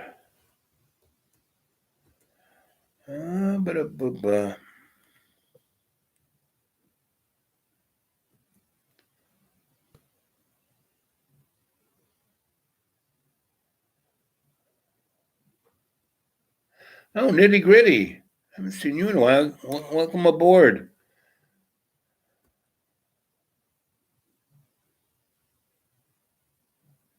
Ambulance. Back to Eden, he was looking at, the corpse. Yep.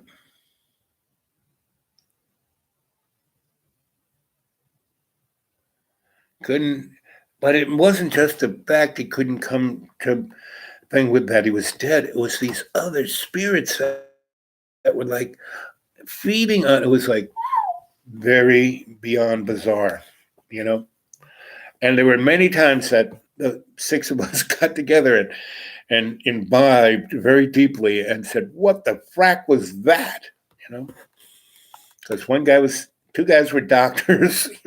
Everyone was like pretty, well adjusted, and this pushed way past anybody's, point of reference. It's going to be another one of my scary stories. I'm going to write up.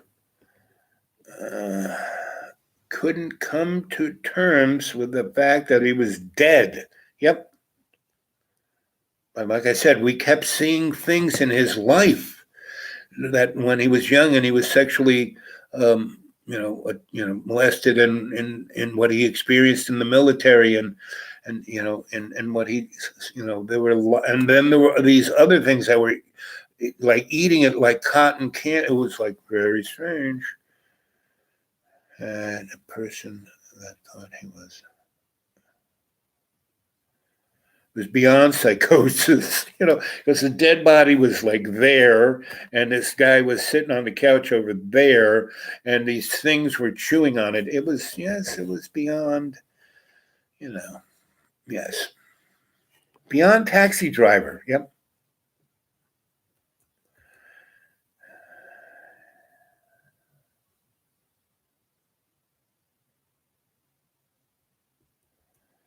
Yeah, kind of beyond Psycho.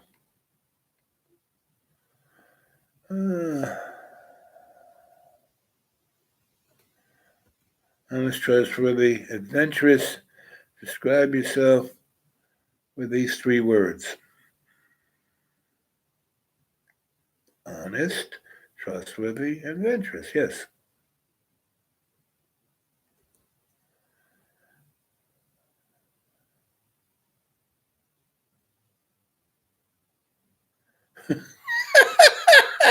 I love it. It's hard to write for some damn reason. Yep, yep. Can't get there from here. Yep. Uh, I love you guys. I mean, that's why I do this. It makes me laugh. I can, I'm just so lucky that I can feel who and what you are. It adds another dimension to all of this. Uh, uh, yeah, I hate bullshit. Yep. Saying I love you means you don't have to say you're sorry. You know what? The truth. You can't handle the truth. Meaning, Lana, most times people can't handle your truth. I can, because I know you're a samurai ninja, a spiritual samurai ninja. That's who you are. You're my spiritual samurai ninja. I'm proud to have you at my back, and I'd be blessed to be at yours. So say we all. One at. I do what others can't do. I used to have my business card. When things get weird, the weird get professional, and I think that describes me to a T. My sweetie, smartest human in the world, Christine Barton, who's got more PhDs than you know the clock has seconds. Go Google her, Christine Barton. But anyway, she started SIGGRAPH, which is a computer special interest graphics unit of the IEEE, which is the oldest electrical engineers union on the planet. She was the first woman on their board because she started this thing called SIGGRAPH. She, that little lamp in Pixar movies, that lamp was her first PhD thesis, thing to get a PhD. And she was the first human being to render in a digital domain a three-dimensional image. She wrote the algorithms to do that. All computer graphics stem from Christine Barton. She also wrote the program. The federal government gave this laboratory in Long Island, part of New York Institute of Technology, which is very weird. It's been around 100 years. They make Brookings look like a kindergarten. But anyway, and that's why the National Laboratory, it starts with a B out there, is there. It was built on this old estate where NYT used to be. It'll pop into my mind. That's why, the Montauk Project Time Machine is there. What's the name of that National Laboratory? Starts with a B. Popping in my mind. Anyway, it's right off Military Highway. Go think about it. But Christine wrote the software and devised the device to read the human genome. And when the government gave the grant to NYT, they gave them $100 million because NYT said, it's going to take us 50 years to do this. Christine invented the machine and the software to do it in less than 6 months. But they already signed the contract. And when this machine finished the whole thing in 6 months, NYT still got $100 million. And that's Christine Barton. So anyway, at that art school that's part of the new school, she had a friend, the Rudd Entris synthesizer, which was a analog video synthesizer that kind of made, did kind of what, Christine did digitally, right? And Christine's thing was eloquent and sweet. And the Rudd Etra synthesizer was a clunky thing, Rube Goldberg. And Louise Etra, the wife of Steve Edgewell, um, was really brilliant, like Christine. And those two girls were, buddies since college, Stanford. And they were always the smartest person in the universe. And put them together in any room, it was like, wow. People would run away.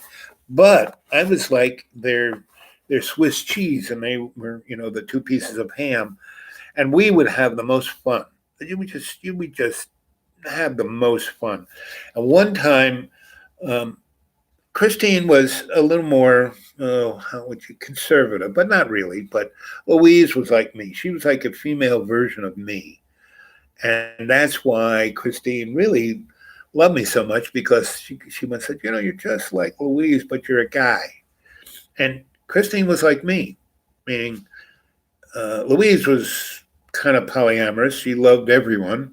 And, I loved girls, women, and Christine loved men, right? So we actually hit it off really great, because I understood everything that Christine was talking about. I wasn't as brilliant as she was, but I knew what she was talking about, and so she could talk to me about stuff, and I could say something that was at least somewhat germane, and she would go, I that now I she'd run off and do whatever. So our relationship was this thing of she'd work for days, and like she worked for NBC. She basically, once she did that thing for Pixar, and she was on their board. She was there. She was Pixar, and then the guys got too upset.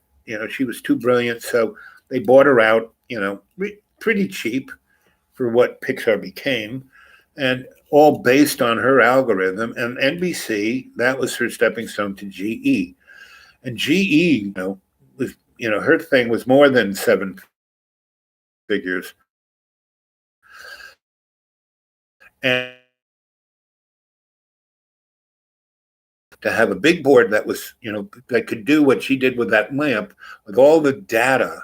And you see them with the board now where they're moving things around. She was the person, she wrote all of that. She made the hardware. She got GE to do everything. And she was head of a GE's digital everything, right? But there were all these engineers below her that they were morons. She had nothing. She had her office. She did everything herself. She didn't want anyone to touch anything. She had two Cray computers. She was like using both of them at the same time.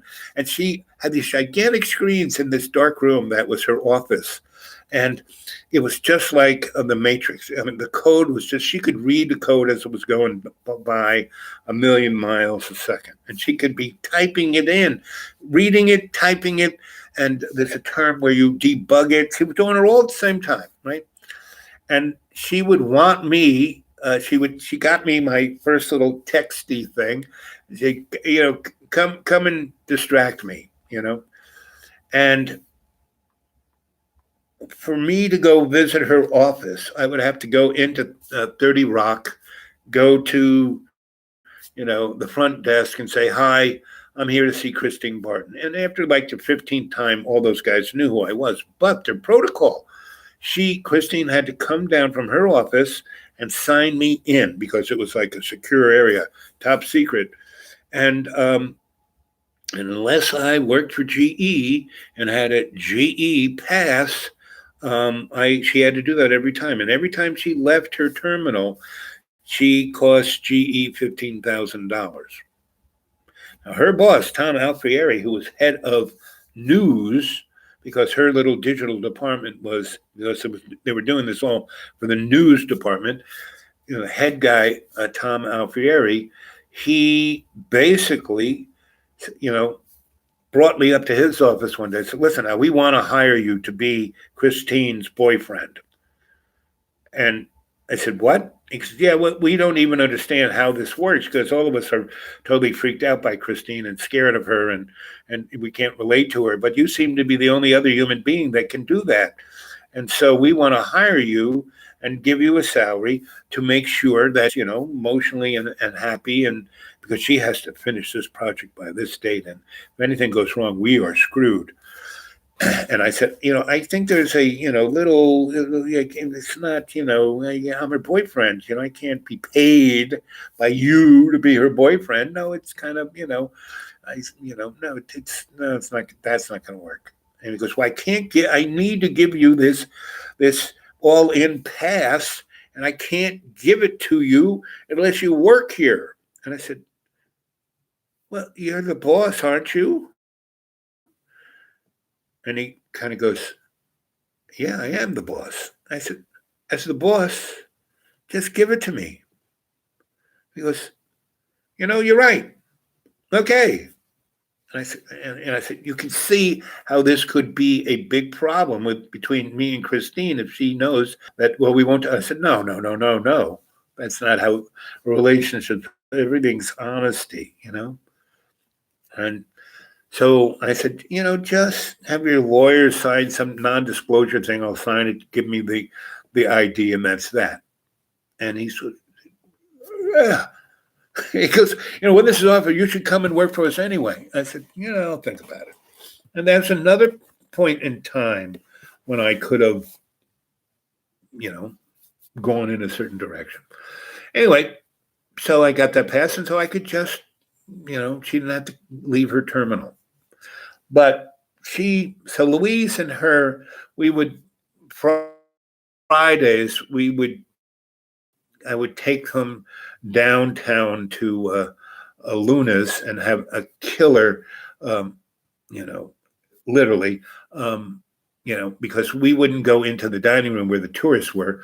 We would go into the kitchen where the mobsters were, and we would, have dinner with Tony Two Toes and Bobby Bentnose, and the girls would just tell them craziness, and the mobsters would tell them, and the girls loved it, right?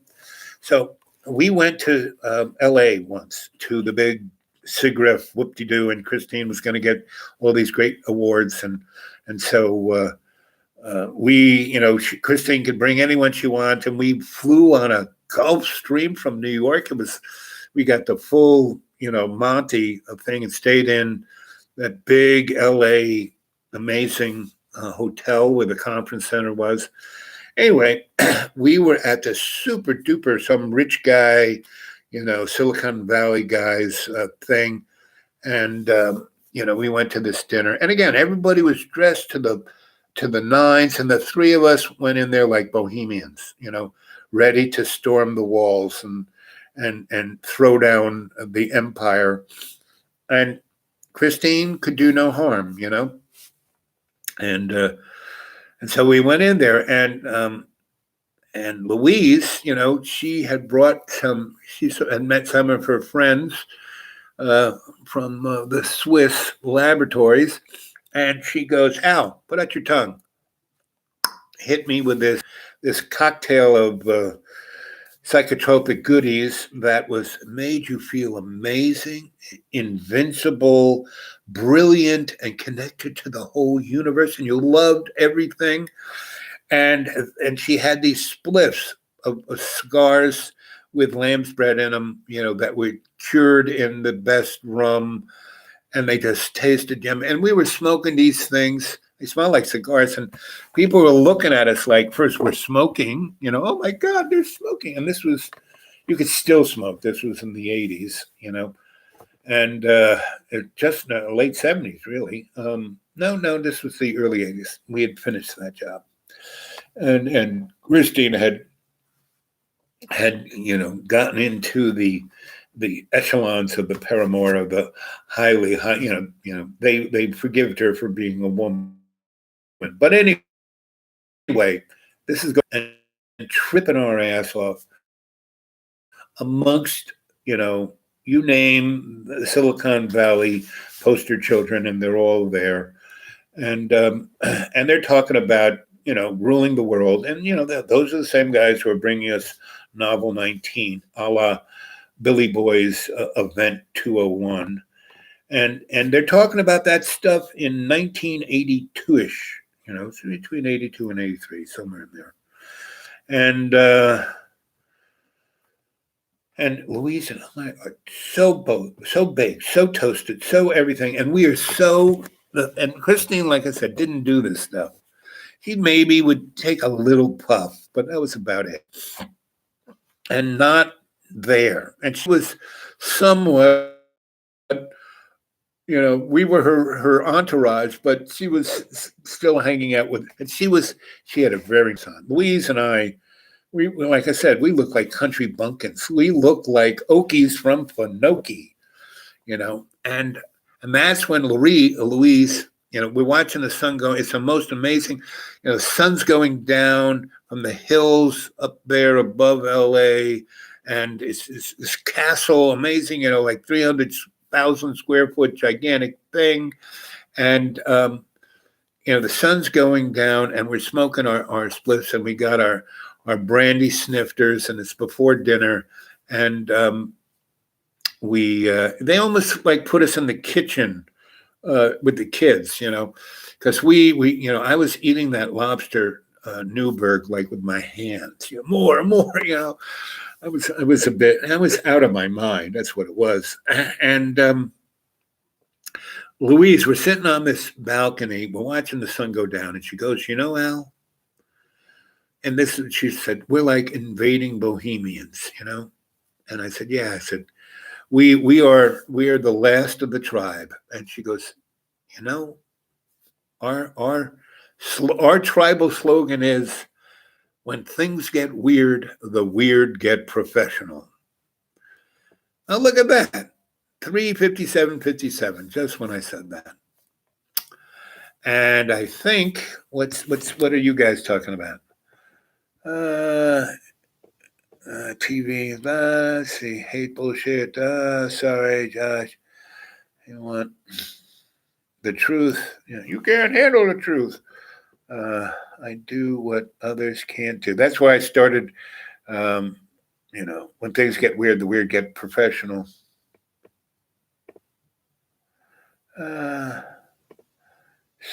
Smoking to spliffs. Yep.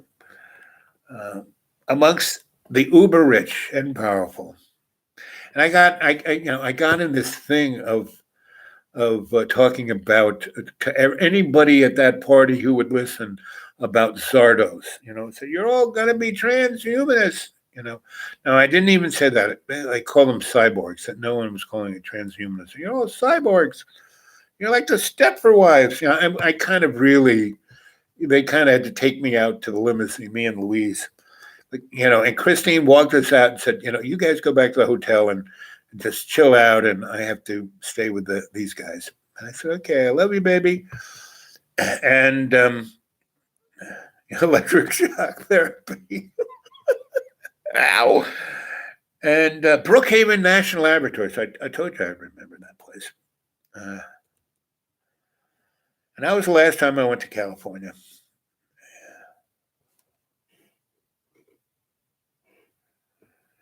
Yep.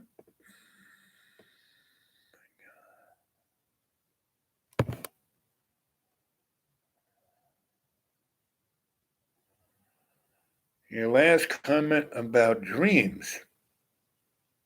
Eden, where'd you put that up? On this chat or on a comment on shows?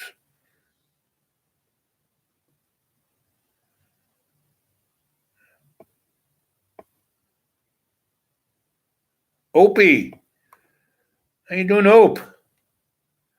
Reddit. We got 10 people here. Supernovas from Reddit. What is Reddit? Like I said, I don't do no Facebook, no nothing, just YouTube and email.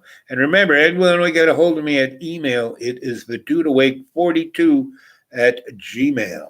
Right? I'd rather do a spliff. One day, you and I, Lana, will be on some veranda watching a beautiful sunset, smoking a spliff. And we will realize our corporate logo is still, when things get weird, the weird get professional. You are part of the Bohemian cadre, Lana. Truly, because where you come from, that's like Bohemia. Rather do a spliff. I'd rather do a spliff with you anytime, girl.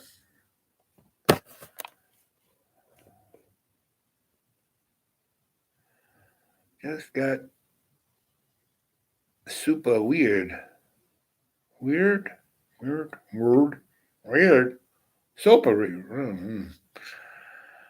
Sopanova.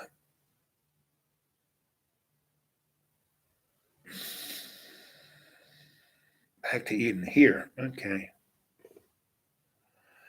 If we set up a dream space and we meditate and try to visualize dream space, I bet we can. That's why, all those guided meditations, right? So go back and take a look at some of those guided meditations. But tonight, right now, here it is, 10:27. I've been on for 4 friggin' hours, you know. Um, 10 minutes, I'm going to sign off on my throat. I want to get something to drink, cup of tea, rest a little bit. So tonight, though, when I go into meditation, I'm going to, try and build a dreamscape that you can all come tonight. So tonight, when you go to sleep, or if it's daytime, so I would say 12 o'clock tonight, right? I'm going to do that. So 12 o'clock Eastern Standard Time here in America, whatever time that is, wherever you are, sit down, lie down, close your eyes, and, breathe in that 20%, breathe out that 30%, right?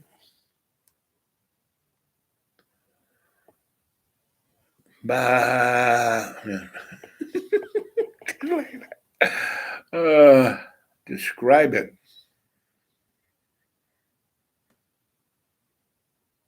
Who is this guy? He's Eden. He's okay. He's been around a long time on the channel, on the chat here. He is, again, he's like you. He's a bohemian. He is a artist in the first person, the original Savage, just like you, girl. Who is Opie, like Opie, like on Andy's TV show, his little son Opie. Who is this guy? Opie, where are you from?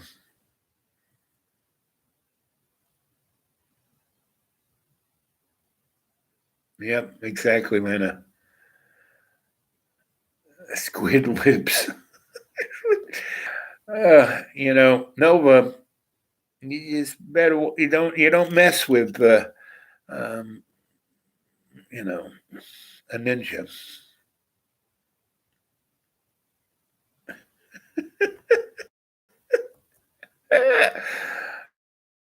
uh, uh, and, anyway.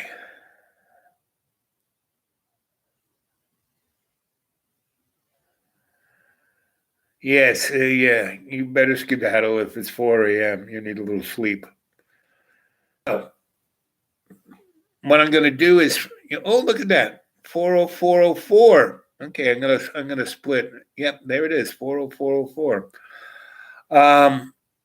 When I sign off here, I'm going to meditate for a moment or two, put myself in state, and then between now, from once I put myself in state, I'm going to stay in state all the way until I go to sleep, right?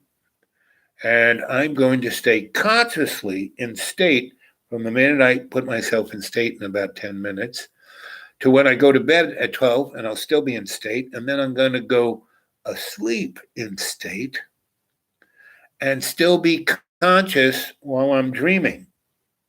So I think, Eden, that might be the closest thing to what you're looking to do. And anyone who wants to try, jump aboard the love train. Yeah, good night, sweetheart. Love you.